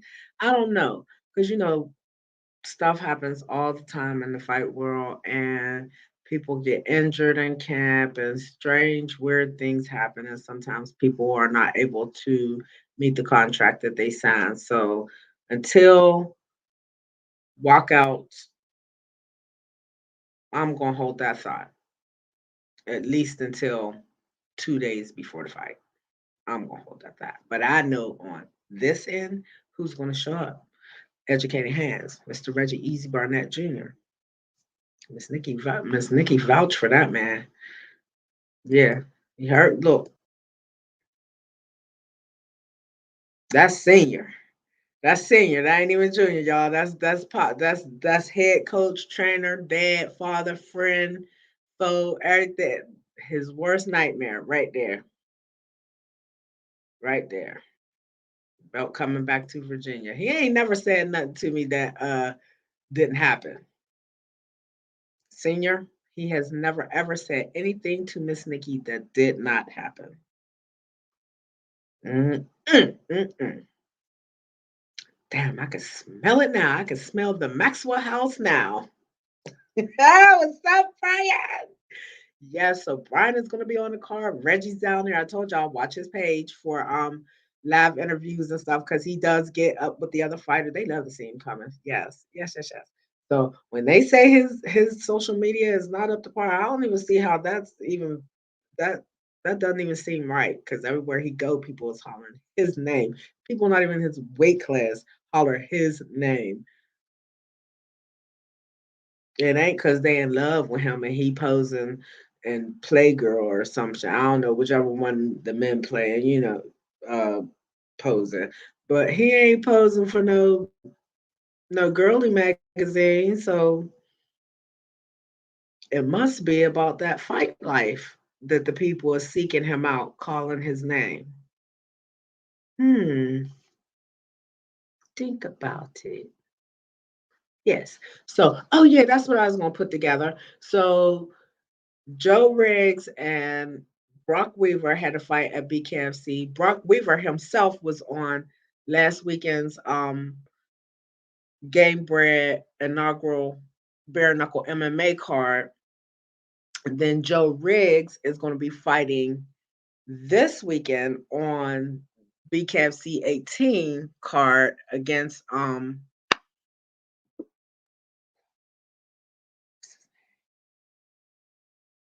gotta go back, y'all.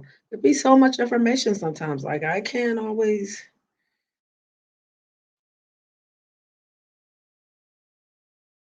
Yeah, I was right, Mr. Lombard. Mr. Lombard seems to be very, very, very motivated for this fight. I believe this is for a belt. I think these top four fights on the top of this card for BKFC 18 is for belt. We know Mr. Beltran versus Shoemaker is for that heavyweight title. Um, Beltran will be defending that title against Mr. Shoemaker, who's been reaching for that title since BKFC one, I believe. Yes. Um, Palomino versus Good John. That's a title fight. So they are giving Mr. Good John his fair shake at this belt. He jumped in that ring. He wanted that smoke with the baboon, so now he got it. Um, yeah, that's a title fight. I see Mr. Palomino retaining his belt. Tiago Alves versus Yuli Diaz. That's an interesting matchup. That is really an interesting matchup. And they say styles make fights. So Tiago, I don't know. The aggression of Yuli Diaz like is something else. So we're going to see how Mr.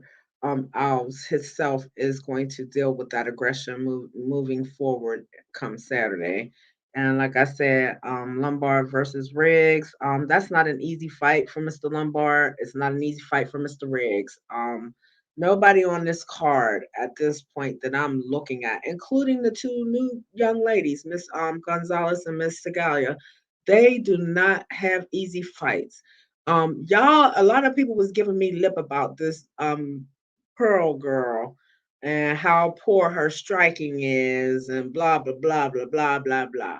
Look, give the young lady a chance to show up. Give her a chance to show up. Would you like to come up here with me, Senior? Would you like to come up and have the discussion with Miss Nikki? Come on in. You welcome. You know you welcome. Um, give the young lady a chance to show up. Give her a chance to show up. We're gonna see after this weekend. Then y'all can hold judgment. Then y'all can hold judgment. But I always say, just because y'all perform one way in your base of fighting, that's why y'all come to bare knuckle, because it's another platform for y'all to be able to test yourself and make yourself better. So with that being said, Pearl's not just getting up off the couch coming into this. She's probably heard from all over the world. People have said that to her, that her striking needs to probably be elevated. So hopefully her coaching and her team have gotten together and made that happen for her. But I trust they have. I've seen one little video of her, and I know y'all all look good hitting mitts and hitting bags and all that. But I don't know. It was just something about that little clip that I did see that gave me an energy that, yeah, I'm the pretty girl. I'm a pretty girl, but I'm coming to fight. So, you know, no matter how pretty these girls are, no matter how much they accentuate their booties and their breasts to draw in the fan base, at the end of the day, when y'all pay for a card, y'all are not paying to see their butts and their, well, y'all are, but y'all are paying to see them fight. So with that being said, if you didn't have an interest, then y'all wouldn't be there. So take that with a grain of salt. Take it or not matter to me. But yeah, everybody that's on here, Mr. Luchmedio, you know what? I knew I heard that name. Toe the line.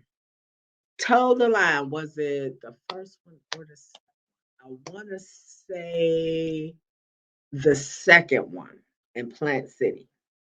That's where Miss Nikki first got her little eyeballs on him. I gotta think. I gotta go back. I might even have to watch my own footage to see if he won his fight. Who did he fight on that card? He fought somebody. Miss Nikki got the results of that. So he's fighting Mr. I don't know if you pronounce it Hawk. I would probably say Hawk. Yeah. If not, it's Hotch. Those two look like it's gonna be a good fight. I usually give y'all a chance when you guys are new or I haven't seen you myself. I always give you guys a chance to prove who you are, you know. So that's what this whole bottom row of this card, all these Mr. Teague, Mr. Parsons. I'm gonna say Mr. Parsons is 5. Let's see, I'll probably have to go back and check that out. But yeah. But those the top of that card, they're so stacked and so heavy. And like I said, y'all do not want to miss Travis's fight with Jared Grant, because Jared Grant is a favorite for amongst the fighters. I don't know why y'all really like this. I mean, not trying to take nothing away from him, but he really has a cult like following amongst the fighters, Mr. Grant. Um, he's going against Travis, one of our veterans. Y'all just seen who Travis's first opponent, Reggie Barnett Jr. and Travis was the first 135 BKFC fight ever. Boom. There you have it. Those two men. So Travis the Animal Thompson is coming back. And I imagine that Travis is going to try to make the biggest statement he's ever made in any of his bare knuckle fights. We are just going to have to stand by. Y'all do not want to miss this card. Y'all please download the app. Download the app. Download the app. Y'all do not want to miss these fights because this is going to change the tailwind of a lot of people's career at this point. Yeah. Yeah, it is. Yeah, it is. Julian Lane.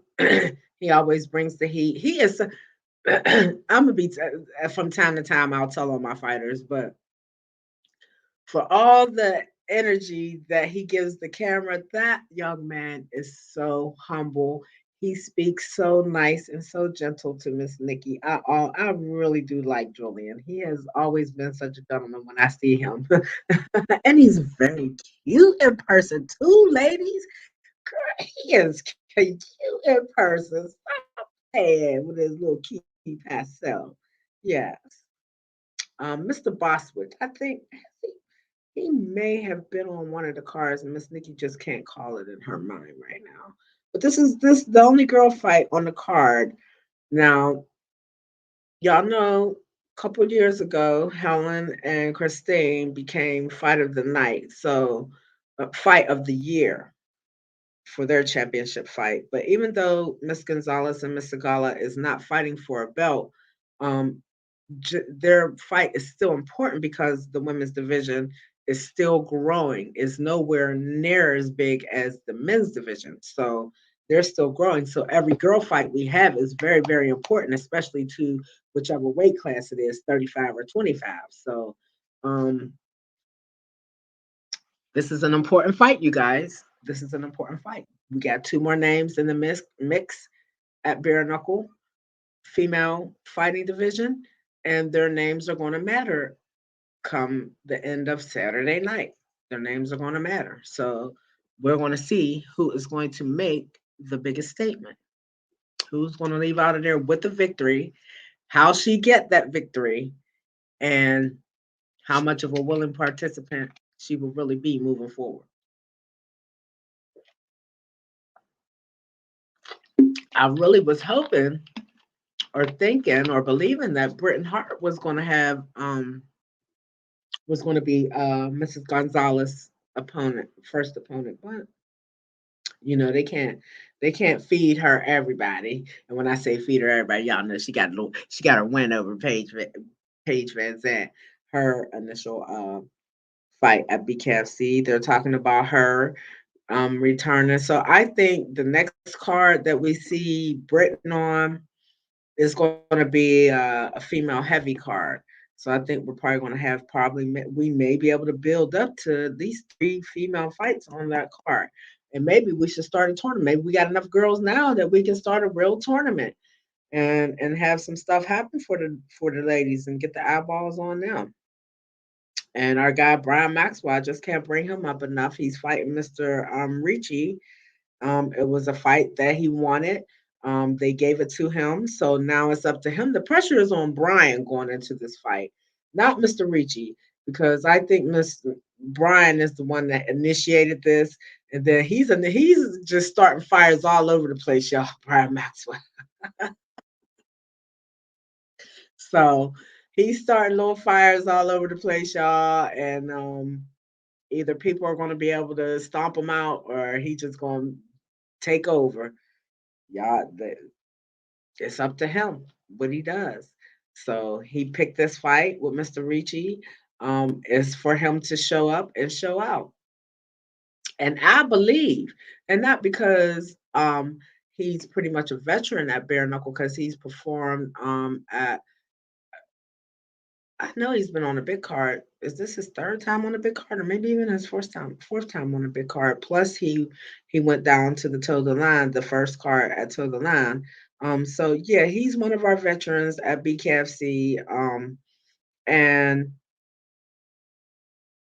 at this point, I think most of us that support him need him to go ahead and get that definitive W. So if he's going to get it, it will be Saturday. It'll be Saturday. So that's what I'm looking for out of Brian Maxwell at this point. He told me that the Brian of old is back, the one that liked to pick fights and like to just be aggressive, that he's back, and I'm good with that. I don't have an issue with that. Let's go get it, baby. Um, but like I said, you got to show up. It just depends on who shows up. That's all I know. It all depends on who shows up. So Brian has been showing up, y'all. So I ain't even mad at him about that. He has been showing up. So like I said, he needs to go ahead and get him a definitive win, because I have seen he has improved in his striking. He really has. So this will be the time, I believe, that he should be able to showcase that fully for us. In his last fight at BKFC at bare knuckle, which was at the toe the line card, um, he ended up with some type of injury to his leg, which caused him not to be able to continue to fight. It wasn't that he got hurt or knocked out or knocked down or not anything. It was he had some kind of injury that was plaguing him, and he couldn't continue to fight. So I believe that was a fight he was winning, and he was on the fast track to winning if he had been able to continue. I believe that Brian was going to win that fight. So Saturday, a lot of people got some things to prove. Although we don't talk about Julian Lang a lot, he's another one of my fighters that I need to see active movement from. And when I say active movement, like, we need to be talking about him more. We need what is his end game? What is he? You know what I mean? Like, we know you love to fight. We know it's a great opportunity, but are you vying at all for that belt, or are you just becoming a gatekeeper in the division that you're fighting? So that's Miss Nikki's question. That's absolutely Miss Nikki's question. And if he'll give me that answer, I'll be more than glad to talk to him. He always give Miss Nikki live interviews when I'm at the shows and he's fighting, or even if he's showing up to support another fighter. When he see Miss Nikki, he always give me love. You know what I'm saying?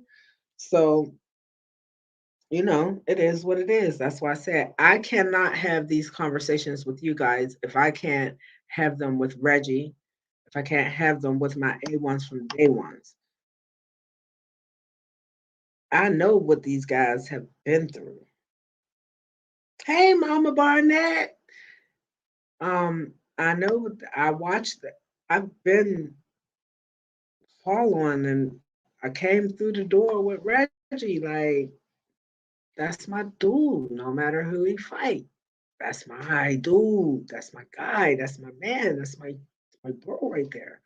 So it don't be nothing personal when I say, and a lot of y'all, some people getting their feelings about me and my Virginia fighters, but I'm from Virginia, you guys. Y'all got to remember that my Virginia fighters put me on. So, and I can't help that things have been in such a great. I want them to be great for everybody, but my Virginia fighters, I know they work hard for the opportunities that they come upon. Nobody is giving them anything, and they set the standard for me. They set the standard, my Virginia fighters. So, with that being said, um, that's just for Miss Nikki. I'm not saying they set the standard for the whole industry or for anybody else or for anything else, but for Miss Nikki, they have set a standard. So when they don't meet their own standards, then yeah, that's a problem. And they got to go back to the wheelhouse and they got to go back and figure it out and they got to go back and make it better. So there aren't too many things that they let me float around in the world believing that are not true. So I'm going to always rep my Virginia fighters, always. And not ever one time when they're fighting anybody that's not in Virginia. How many times have I had to sit and watch two of my Virginia fighters fight or box? I'm neutral when it comes to it at the end of the day. You know, I have my little picks and be saying my little stuff to make it interesting so y'all will watch these fights.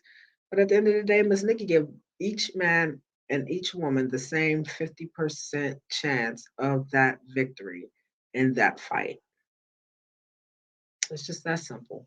So, you know, and then there's some fights where you know that people are in over their heads. What can you do?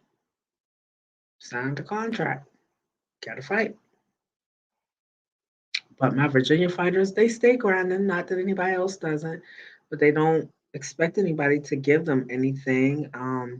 There's a lineage of boxing and especially boxing here in the DMV.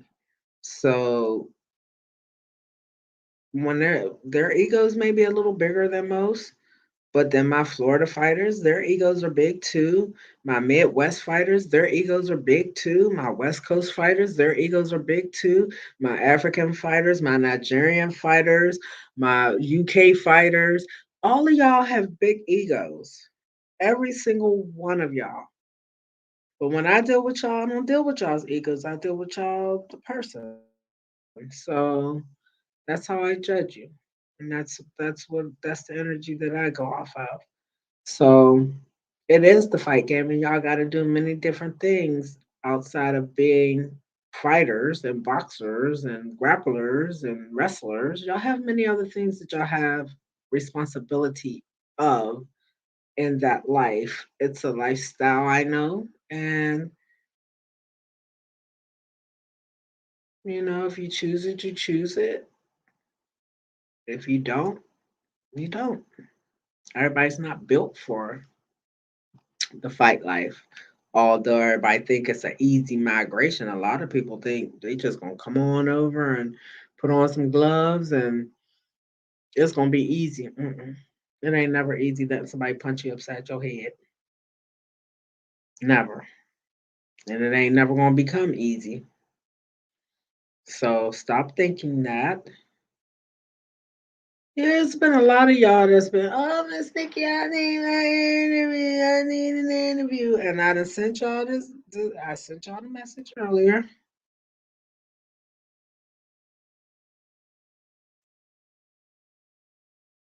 And now everybody is doing something. Well, I ain't mad at y'all. Y'all be on y'all time zone. Miss Nikki be on hers. I'm going back to work tomorrow. And once I get done here, I'm probably just gonna spend the rest of the evening relaxing and set my mind straight for working Friday and Saturday. But I need you guys to be looking forward to me having interviews with since probably everybody is either in the gym right now.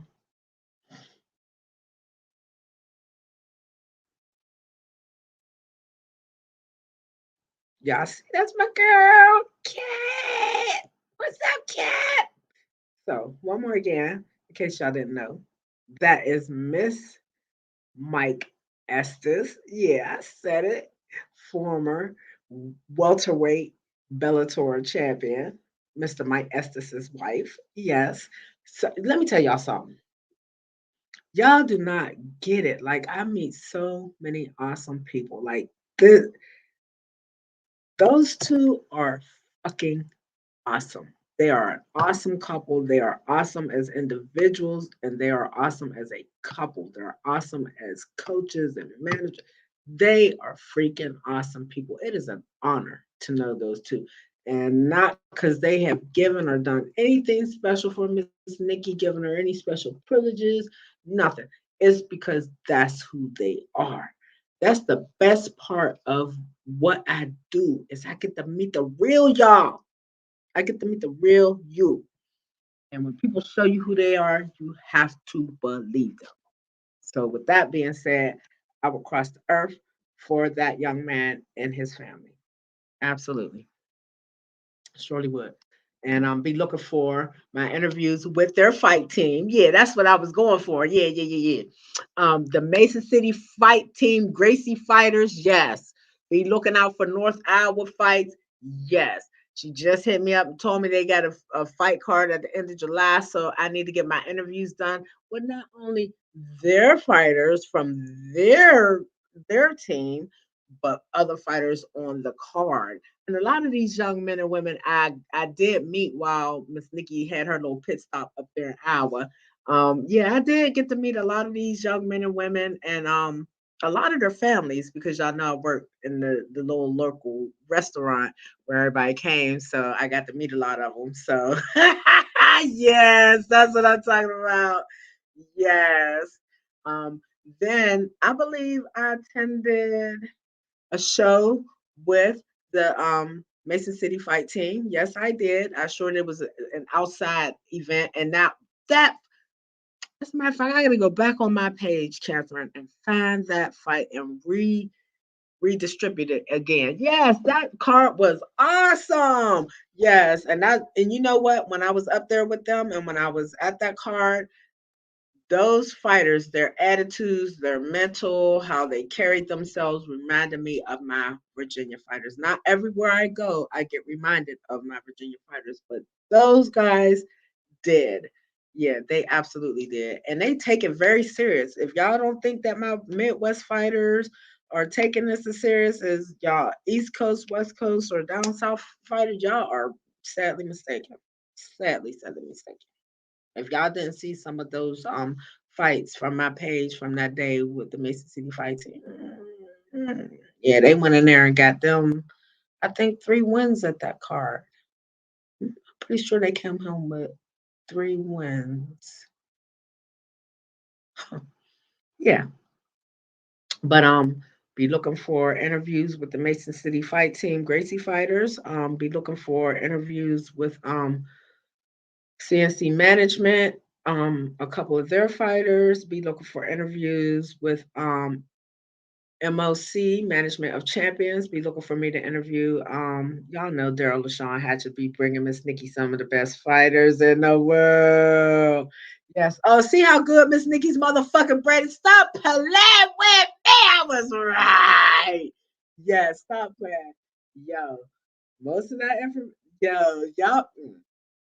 If I make a mistake about my information, it's only because it's cross-threading with something else that I've been to. So it's not that I'm being disrespectful. Yes, Fort Dodge outside. Stop pulling.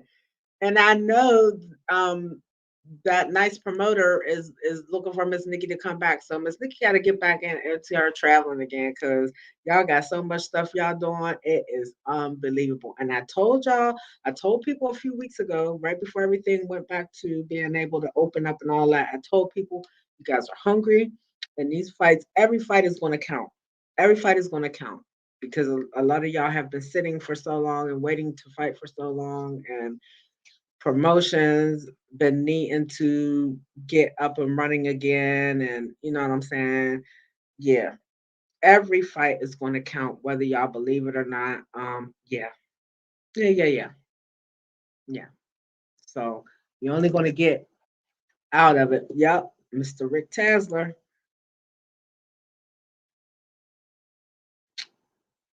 Y'all only gonna get out of your fight life what you put into it. So if you a 1 day a week fight life person, you're gonna have a 1 day a week results. And Mama Barnett is okay. Here we go. What is she saying? She says, "Ready to Fight Combat Sports Management has has some exciting news coming next week." Oh, okay, Mama. Okay, Mama. Okay, Mama. See, I knew when she was trying to tell me some exciting news. Yes, I am not mad about that. Yes, and guess what? She gonna let Miss Nikki tell y'all. Yeah, ready to fight promotions. So that is actually Reggie Barnett Sr. and Jr. and Mama Barnett. That's there. Our number 135-pounder at BKFC in the world, Craig. That's their fight promotion. Bang, bang. Told y'all stop playing. There's so much stuff to do, Miss Nikki. I'm gonna start needing correspondence too, because I can't be everywhere at all times. Y'all know that. So I'm gonna have to start getting correspondence for some of these different places, and these correspondents are gonna have to come. Oh, look. See what happens? Kat says we are heading out to California to train with Diaz Monday before our fight show July 3rd. See, stop playing. Gracie fighters. Yes. But yeah. Y'all never know what people might be doing. Y'all just don't know. But Miss Nikki, y'all be telling me, so I'll be trying to get it out there for y'all. But Mama is going to let me know what that awesome news is. And I don't know, she may delegate somebody to break the news. She may break the news. We don't know. We gotta wait and see. Just gotta wait and see. But yeah, y'all was all with the shenanigans earlier. Come on now, where y'all at? So yeah, um,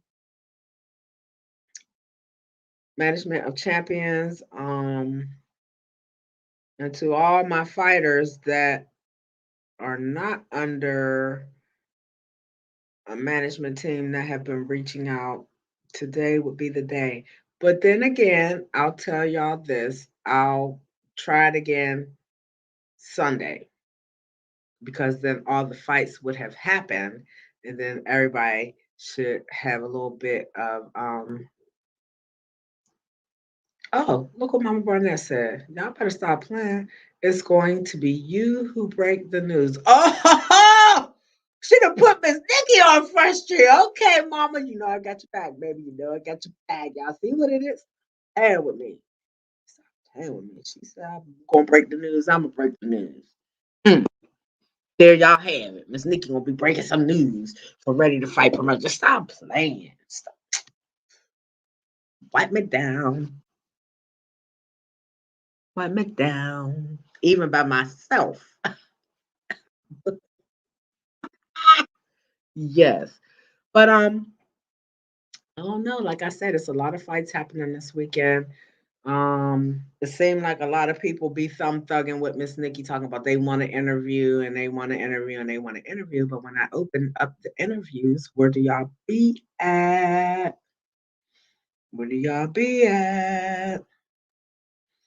Let me see. Let me see if I can get him. I know he should be ready to get up here. Where is John? I ain't seen Johnny. Where you at, Johnny? Where you at, bro? Where you at, Johnny? Johnny Knuckles, where you at, my friend? Johnny Knuckles, where are you? I am waiting for you.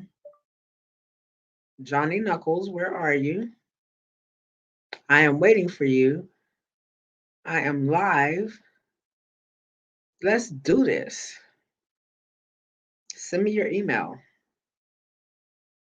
so I can send you a link to join me. And I bet you if I look back in our conversation, he's already sent me that email.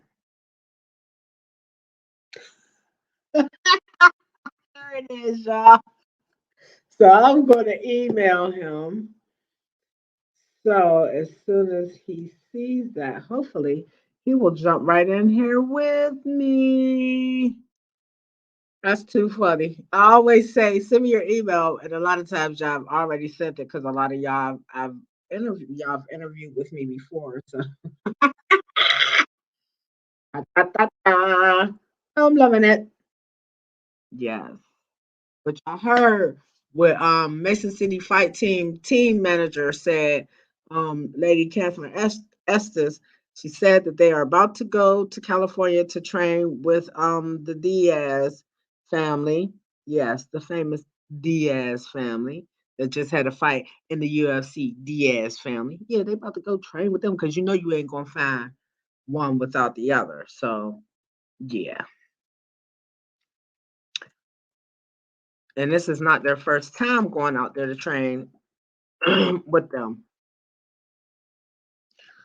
at all. This is not by far their first time at all. They it's always a planned trip, but they go. I believe they go frequently enough.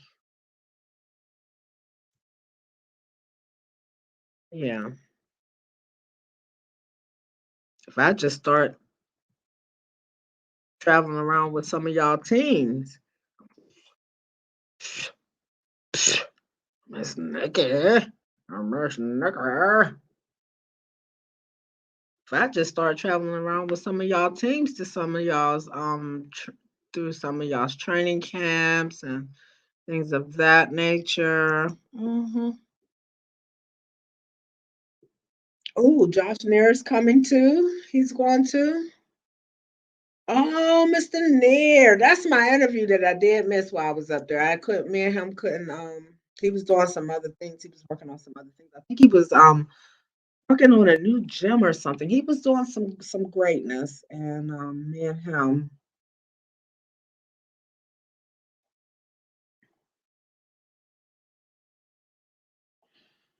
So we didn't get a chance to get up. I thought he might be one of our veteran fighters from MMA to cross over to bare knuckle. I don't know.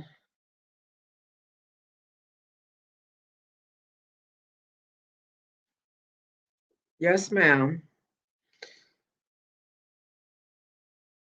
Yep, 757 Boxing has a whole boxing camp going on at the gym for the kids this summer. And as you can see, they're taking the children to the zoo tomorrow. So that's probably another thing that I'll get into depth about the program that they have running for the summer for the children over there at 757 Boxing Club. So I would probably think that Friday is like Freedom Friday or something. So they try to probably have something special for the kids on Friday from working so hard in camp during the week. So me and Mama been talking about it.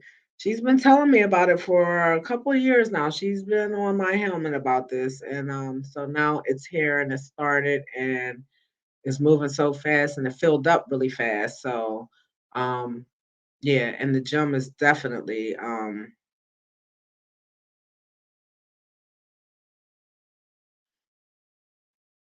Okay.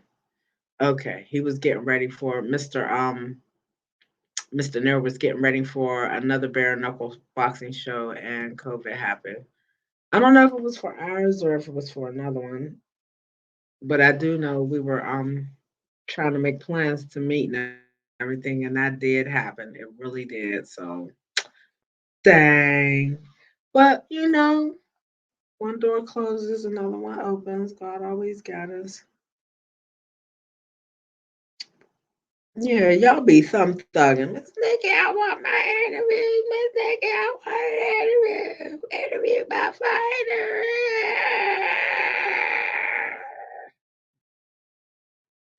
Open interview means that I'm opening the portal so y'all can come.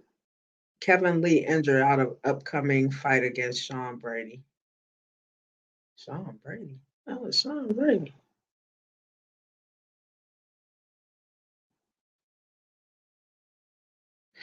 Um,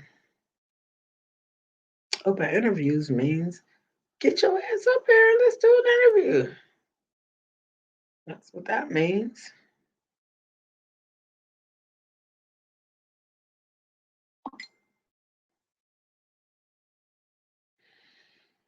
Kevin Lee is one of my favorite fighters over there. Oh, okay. Lady Cat says BKFC and yeah, she's bringing it all back to my brain right now because me and her had a conversation about it. I think we were going to kind of travel together.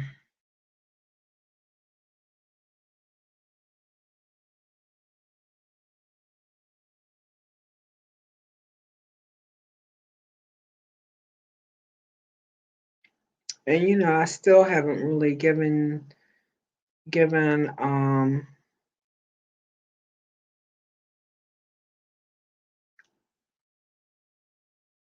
an opinion. I really don't have one, but I guess if I would have anything to say, it would be congratulations to um Clarissa Shields for making her crossover and getting such a fantastic finish on her well trained MMA opponent. I still feel like I need to be convinced a little bit more. I still haven't seen the fight yet, y'all. So I don't know how it really went down, but I'm excited for her. I'm excited that she took the chance to come on over and whether she becomes this great name at MMA, I don't think it ever matters because she's such a worldwide international um boxing star that this should just be fun for her. This should really just be fun for her because she works so hard at her boxing. But then after you beat up so many people and at what you do, then nobody really wants to fight her. So she had to find something to keep herself relevant and in good spirits of fighting because the pickings are slim for her too as the several tier champion. Like she's a champion in several different divisions at boxing. So, you know, when you become the best of the best, then it takes a little something extra to get you going in the morning sometimes. So that's what I'm looking at.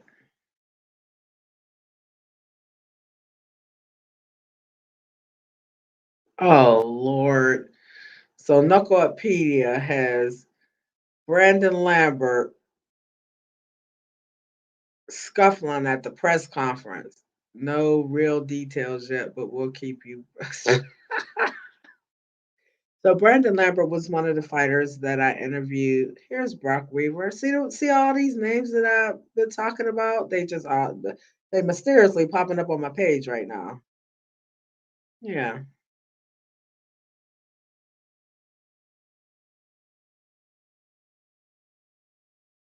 and we're gonna. You know what?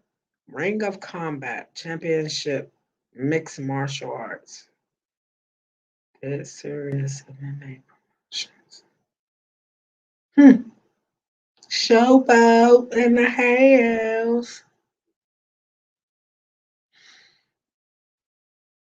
Yeah, some of y'all got to stop thumb thugging because there's a lot of people that take this seriously and they kind of get upset when y'all antagonize online and then you don't show up to do what you say what you've been antagonizing about. Oh yeah, and Catherine, tell Mike I said he looks great. He looks great. I see him working it out. I see him working it out. But yes, you guys,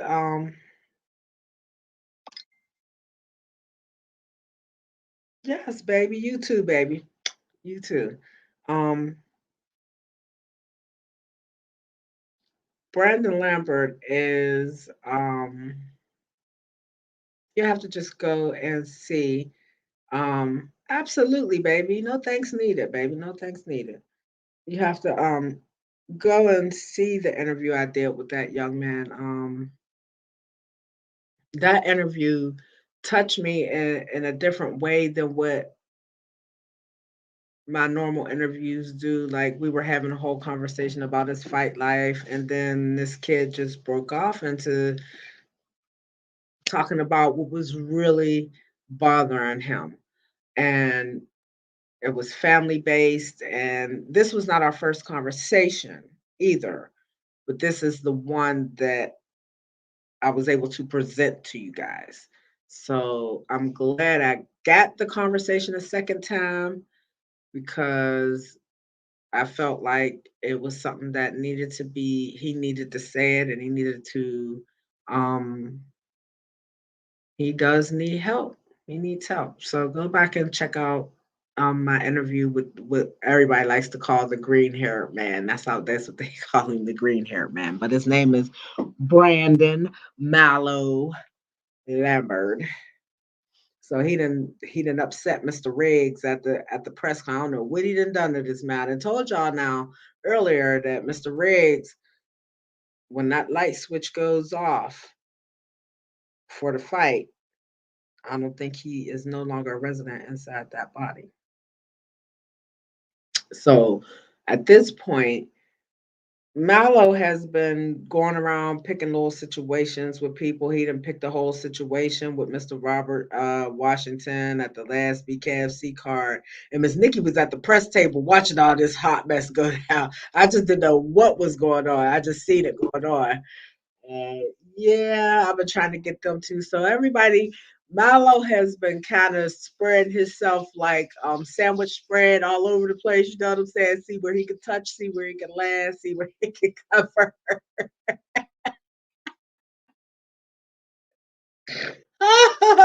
So he been trying to dust this up, but I will tell you this, y'all. He has made it so that he's one of the most talked about bare knuckle fighters, even though he didn't have success in his one and only fight that he's had at BKFC so far.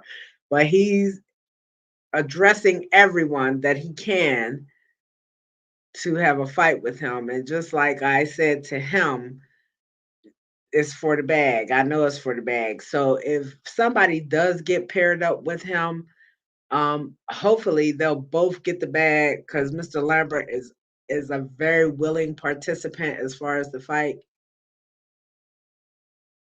aspect goes. When I say that, I mean like he's that person that likes to be on social media talking back and forth and building up stuff and making people mad so they'll tune in. So whether you tune, he doesn't care what you are talking about him as long as he is part of the conversation. Gotta give it to him. Gotta give it to him. So he done dusted up, but Mr. Riggs is not. Some of these people that he is actually trying to antagonize is not really some of. On my best day, I would not antagonize these people to a fight. You know what I'm saying? But he lived that life, so he don't mind getting punched in the head and So if I was to do an interview with all the people that have an issue with Mr. Lambert right now, I'd probably interview half of them in the last couple of months. You understand what I'm saying? So it's been different people at different times for whatever reason.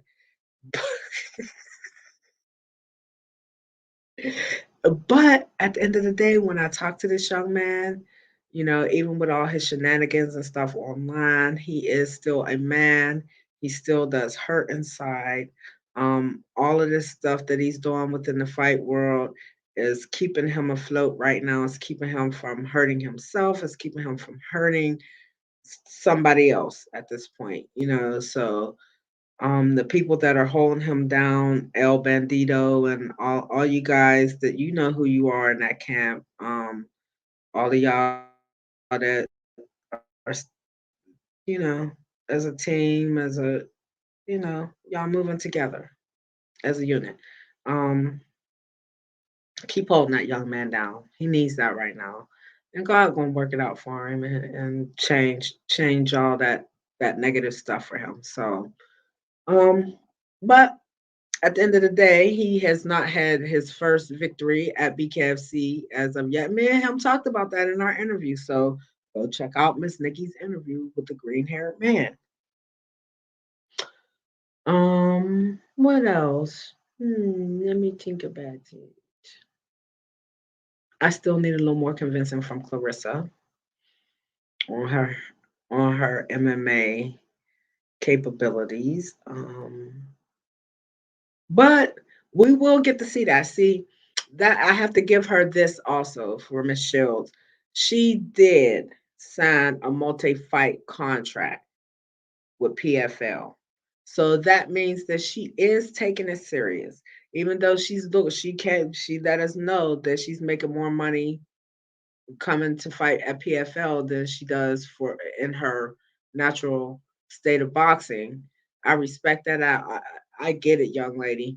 So that does say a lot. So like I said, the convincing will come. I believe it will come. Because she has signed that multi-fight contract, and I believe that there's never been a contract that Miss Shields has signed that she has not met thus far. So we can't expect nothing but for her to get a little bit better in every fight that we see her in.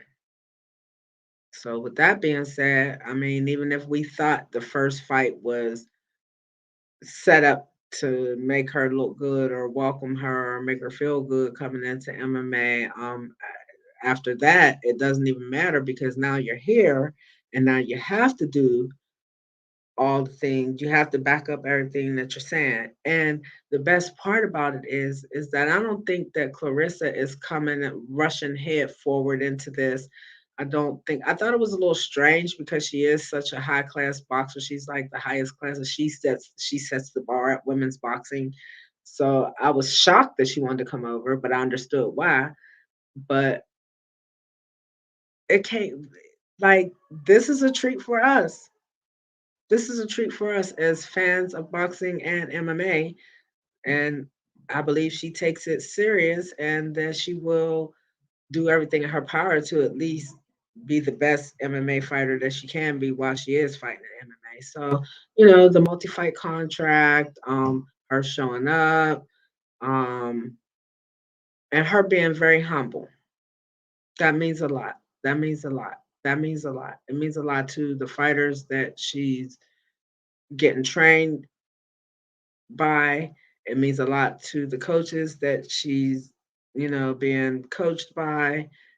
It means a lot to everybody in this part of the community because so many people come over and want to be disrespectful and think that they know the most and think they're doing the most. So that's where her success is going to come. That's where her success is going to come. So maybe Miss Nikki need to convince herself a little more, and not Clarissa needs to convince her, huh? Hmm. Yeah.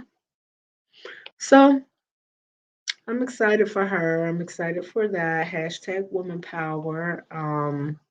We're going to see what the women's division at BKFC is going to stand up for. Oh, yeah.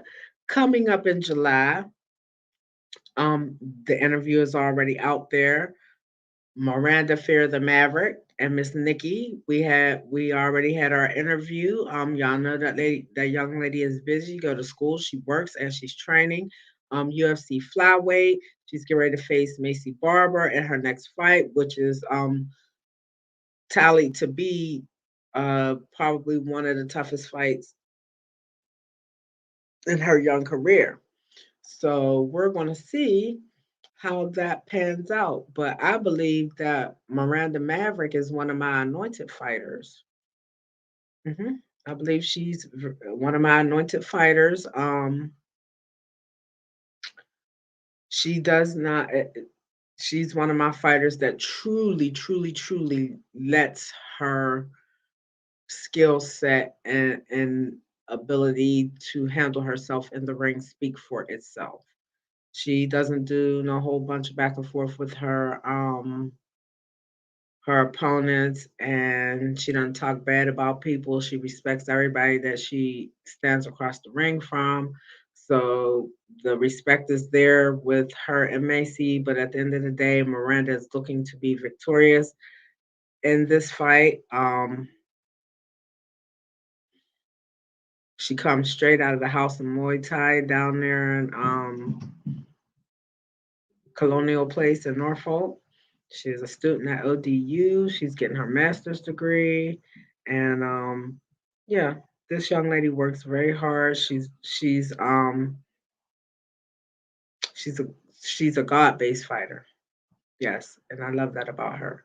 Um, and she doesn't care who knows it. And why should she? Why should she? But this young lady has had such a spring and a leap in her career from where she started to where she's at right now. And she's still so young, you guys. She's still young. She's so young. So she's got a lot of stuff that she wants to do and plans to do before she retires out of her fighting career. Um, and fighting is not absolutely not going to be her end all to be all when it comes down to it. Like I said, she's going to have her degrees from college, and she's going to be able to make other moves once she decides that she's done fighting and ready to have a family, you know. So, and y'all usually don't talk about stuff like that unless y'all have been thinking about it. So,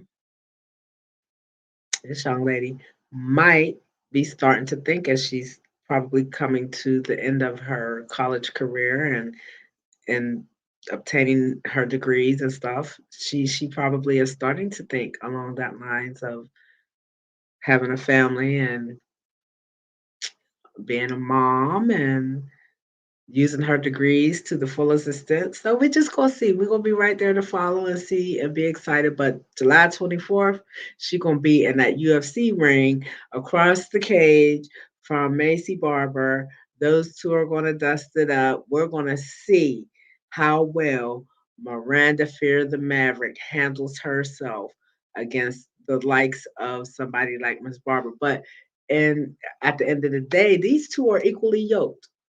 Yeah, they both are 9-2 in their career at MMA. So at this point, Miss Nikki's looking at they're equally yoked, and whoever wants it more that night is going to get it. So if Miranda wants it that much more that night, Miranda's going to get it that night. If Macy wants it that more that night, Macy's going to get it. But I promise you that Miranda is not no lay down fighter. She just is not. She comes from a base of Muay Thai. Um, she's getting her grappling together and things of that nature, but her striking is awesome. Her foot movement, I think, when she moves her head, when her head movement is on point, she's awesome. But y'all don't want to miss this upcoming fight because her last fight put her in position to be the number 14 fighter in the female division over there at the UFC in the flyweight. And this fight against Macy, is going to propel her several more spots forward if she gets a nice W from over Macy Barber. So that's one of those creeper fights that y'all might not want to miss because every fight is important. Every fight is important at this time because y'all are just getting back into motion. If we act right and do right, we can keep our stuff going. Um, and we're going to see a lot of great fights. A lot of people is going to be challenging a lot of other people. So this weekend, some of y'all are going to have to go out there and make your fights dirty. Some of y'all is going to have to make your fights dirty this weekend. Y'all gonna have to rough it up with the other person that you're fighting. Because if you give them a chance to get into their own wheelhouse and they start dropping these bombs, it only take one bomb to land for somebody to go to sleep. So some of y'all is gonna have to cut the ring off on some of y'all opponents. Some of y'all is gonna have to. A lot of y'all are gonna have to take your heads off the center line this weekend. That's what a lot of y'all gonna have to do. Take your head off the center damn line. Yeah, a lot of y'all gonna need to go to your body shots. Use them body shots. I always encourage y'all with the body shots. They stop people on their tracks, and y'all know that. I don't know why y'all don't use them more often. But a lot of y'all gonna have to go to the body work this weekend. A lot of y'all gonna have to make these fights rough for your opponents when they're used to handling stuff. If you know that they are a forward fighter, y'all got the ankle fight with them. Forward fighters are not good angle fighters, and y'all know that. Utilize the skill sets that you have to the best of your ability. But some of y'all gonna have to make these fights real rough for your opponents. Y'all cannot allow them to be comfortable in their wheelhouse. If you know that person throws a big overhand right, don't give them a chance to throw that big overhand right. If you know that person likes to give body shots, then work that out. Work it out. Work it out. And some of y'all trust yourself and you will come out victorious. Stick to the game plan. If you're coming with a game plan, do your very best to stick to it. There's a reason why you've been working that game plan going into this fight. But a lot of y'all are going to have to mix it up, make it ugly and dirty this weekend to get those victories. Some of y'all gonna have to put your weight on your opponents. Yeah, y'all gonna have to use some of the old veteran tricks. If you don't know, you better start watching a little footage right now while you're chilling out, hanging out, waiting for your fight in a couple days. Yeah, use some of them old veteran tricks to get through these fights. But y'all gotta cut off the ring for some of your opponents. A lot of y'all gotta get your heads off the center line. I hope a lot of y'all have been working on your cardio. Um, yeah, body shots open up a whole world for y'all. Use them. Absolutely. Yeah. So if you know you got to make that fight dirty this weekend, go on, make that fight dirty. Stop letting people get comfortable in their wheelhouse. Stop letting people come into fights overlooking you when you have a skill set too, because a lot of y'all um, are there because you will be almost equally matched with the person that you're fighting. Every now and again, they have to feed y'all a fight or something like that. But then y'all been seeing some of these feeder fights have not been turning out the way that y'all were hoping or looking or thinking they were going to. So don't, this is the season, no feeder fights. No feeder fights. Everybody is hungry. Everybody want to eat. So either you're going to be eating or you're going to get eaten. But nobody is going to be like, no more freebies, y'all. No more freebies. Expectations are super high at this point. So y'all got to All the jaw jacking and thumb thugging y'all been doing all these months while the pandemic has been happening, y'all got to put up or shut up at this point. That's all you got is put up or shut up. So, like I said, Miss Nikki, it is almost 10 o'clock. I've probably been up here. What my thing says 2 hours and 30 minutes. Yeah, y'all be thumb thugging. Y'all really be thumb thugging. Nobody jumped up here to get their little interview with Miss Nikki, but then y'all be in my inbox in the morning, waking me up, talking about some Miss Nikki, I need my interview. I fight such and such a bitch. Y'all know Miss Nikki ain't got nothing but love for you, baby.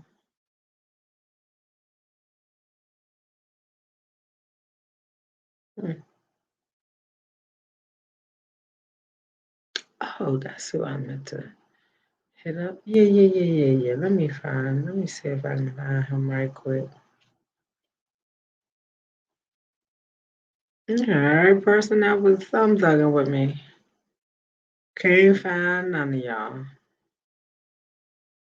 Y'all be running from Miss Nikki because y'all know I'm about that life. We gonna get it out.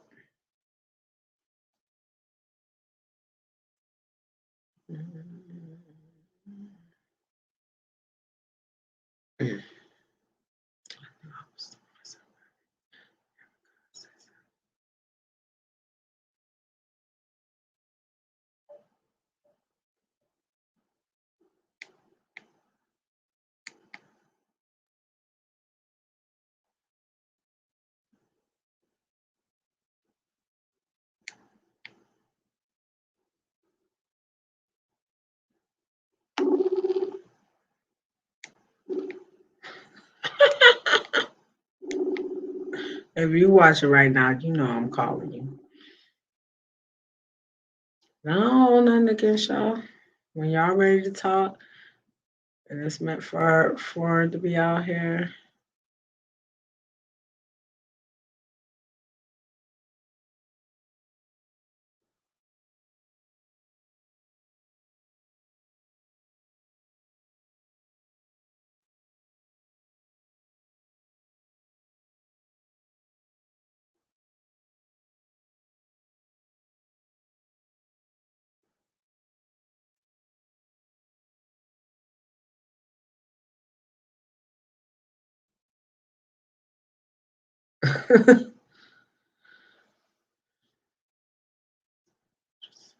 Okay, so I just got this message from a lady named Kathy Gruber, and she says that she is retired Army Special Event Coordinator for the National Alliance Second Veteran, oh, National Alliance 2 in Veteran Suicide. Lorenzo the Juggernaut Hunt is having a charity event for the National Alliance to End Veteran Suicide at the BKFC event, the 26th of June, at the Seminole Hard Rock Hotel and Casino in Hollywood, Florida. He is in need of 4 volunteers to assist him. I apologize for the late notice, but if you can help me in getting 4 volunteers for this, I would greatly appreciate it. I just need a name, contact phone number, and email. The volunteers need to have their own transportation. Please get back to me right away with their info. Thank you so much for your help. I'm located in Washington State, Kathy Gruber. And then she gives me her information. I could really use the help. Please, I need to know right away. Okay, so Ms. Gruber, you just heard me make that announcement. Hopefully some people can reach out. Even if y'all want to send Miss Nikki your information through Messenger, I'll forward it to Miss Gruber for you. Or you can go on my page and find her, and you and her can connect through social media. So good luck with that, Lady Gruber. Yeah, you should have told me earlier so I could have been making an announcement. Been like a little alarm. But like I said, a lot of fights happening this weekend. Congratulations to everybody that's going to have a fight this weekend.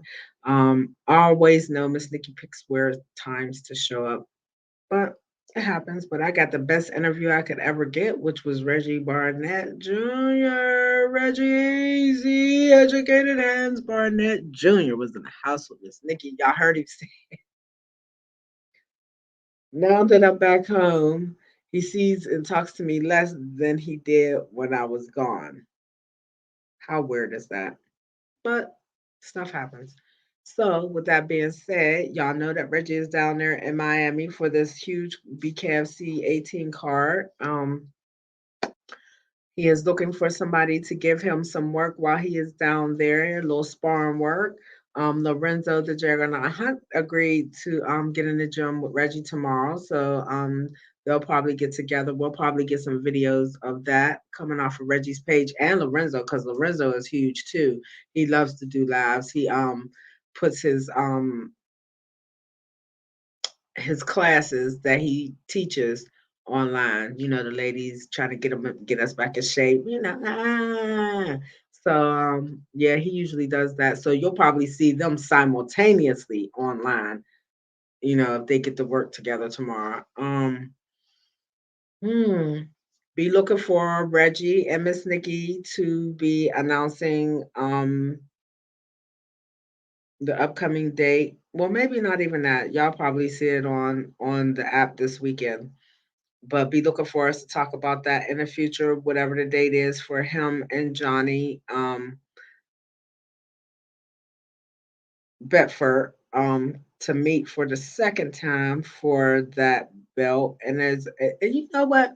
I didn't even realize that there was three belts in that division, but now I know. So okay, so see, I'm telling y'all, keep an eye on that 135. I'm telling you, keep an eye on it.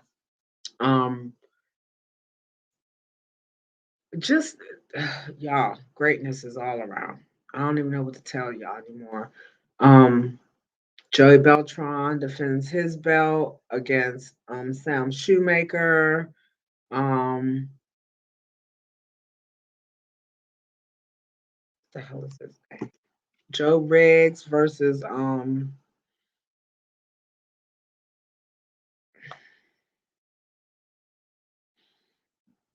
excuse me. Y'all too funny. Hector Lombard, Tiago Alves versus Julie Diaz. Mm, I don't know. I don't know. I don't know. I think that Mr. Diaz has the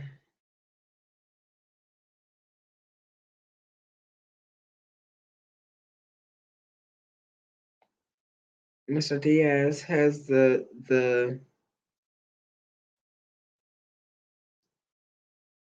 hmm, the fight energy to maybe get a TKO over Mr. Alves. I don't know. We're just gonna have to wait and see. We're just gonna have to wait and see. Um, Palomino versus Good John.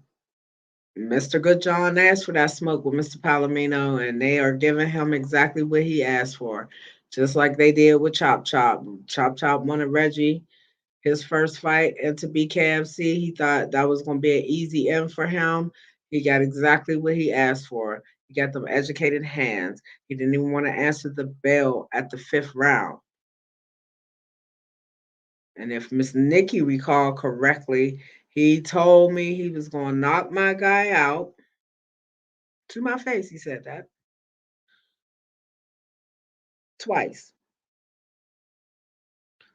Then the day of the fight, he told me to my face he was going to smoke Reggie's ass.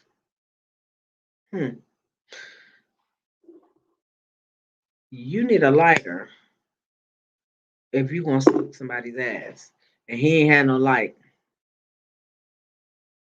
because he didn't want to answer that bell into the fifth round, which caused them not to get their fight of the night bonus. They should have gotten a fight of the night bonus, but because you chose not to answer that bell, mister, you kept money out of your pocket and his pocket. Yeah, this is a little stack loaded card. Brian Maxwell is on here fighting Mr. Ricci. Like I said, this is Brian's time to show up. He got to put up or shut up at this point. So there you have that. Um, I'm gonna have a conversation with my guy Christian Smith. So as a matter of fact, I don't have to have a conversation with him. I can go to my messenger, which I'll do right now, and I can look right at what he sent me and tell you what the next event should be for him. Okay, here we go. So the first one was the bad intentions card. The next one is the Kingdom Fights, King of Kings. It will be in at 6327 Spencer Highway, Pasadena, Texas. June 18th will be that fight. Oh, did I miss it? What's today's date? Oh, yeah, that was last week. Damn, I done missed the whole event. The next one will be this is the one that Miss Nikki wants to go to. July 16th. This is the one. Morales versus Barrera 4. So these two gentlemen are going to be facing each other. I know y'all said 4. Yeah. So these two are going to dust it up again for us. Only it's going to be an exhibition this time. Both gentlemen have agreed to it. There's a lot on the line for these two older gentlemen. They're not really old, but they didn't had their heyday in the boxing ring. And then July 24th, which is my daughter's birthday, is the Logan 116 boxing promotion presents Logan Martin Rumble 2. That will be Logan Martin. That will be held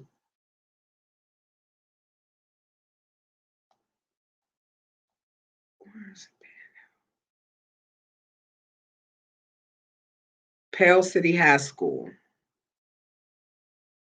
the SEPA building.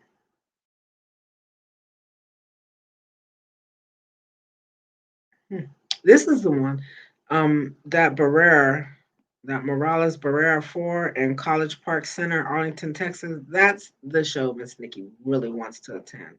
There's going to be so much greatness in there just because these two gentlemen are going to go in and give us an excellent fight. You know, so much greatness will be in the house for that.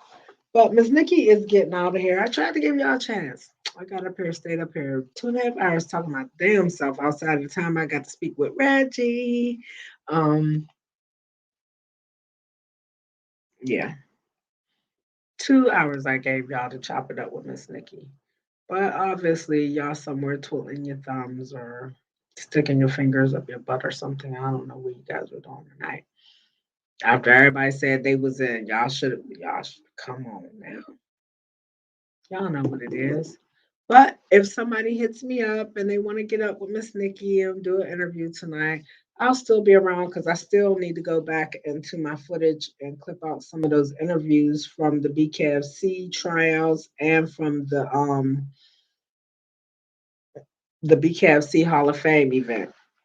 Um, as y'all heard here tonight, first with Miss Nikki, maybe not first, but just about first. Brandon, the janitor Pennington, who Miss Nikki had first. And that was not Brandon and I's first interview, the one back coming from the trials at BKFC. Brandon and I have done several interviews over the past couple of years. When he did when he fought Mitch Aguiar, which is the fight we talked about in our interview here. Miss Nikki just reshared it while me and Reggie was talking about him joining BKFC. Yeah, that 165 division has a real absolute problem now. Brandon the Janitor Pennington has been officially picked by BKFC to step into the division. So there y'all have it. Miss Nikki already had done her interview with Brandon coming back from those tryouts a couple weeks ago. And me and him had a very, very heart to heart talk about this. So you guys may want to go check out that interview because it's sitting over top of this one. So you'll see this one, but I took and reshared Brandon, so his is sitting over top of this one. So y'all might want to go check that out. Y'all might want to go check out my interview with Miranda Fear the Maverick, UFC flyweight, female flyweight. You also may want to go check out the interview I did with Management of Champions. I had several of their fighters in the feed with me a few days ago. I mean, that I put out a few days ago. You might want to go check out my interview with Zachary Ziggy Johnson. Got up here with Miss Nikki. He was one of my fighters that I interviewed a couple of years ago who finally got to make it to his first BKFC trials. This BKFC 9 tryouts. He was there. We talked about that. Then go check out my interview earlier this week with Brian, Mr. Red Rims, Mr. Nobody, Mr. Catch These Hands, Maxwell. Go check out my interview with him leading into his BKFC fight this weekend. He's on that card at BKFC 18. Yeah, a lot of greatness Miss Nikki has been in contact with this week. And any of y'all that have been thumb thugging with Miss Nikki and a little bit afraid to come up here and have some good old fun with Miss Nikki, I understand. I can get it. Yes. So with that being said, I hope everybody has a good night. If somebody reach out to me, then Miss Nikki will return and we'll dust it up with the fighters and the boxers and see what happens. But at this point, I don't think there's nothing else in my mind that is fight related that I don't even feel like I'm forgetting anything right now. Cause that's y'all's job to get up here with me and talk to the world about what y'all got going on. How y'all expect me to keep all this information in my head and to be able to spit it out to the world and give them all your stuff? And no, I need y'all up here. Bring yourselves up here. Get your asses up here. Yes. So with that being said, I'm not even mad because I still had the greatest interview, and the one interview that I needed to have was Reggie Barnett Jr.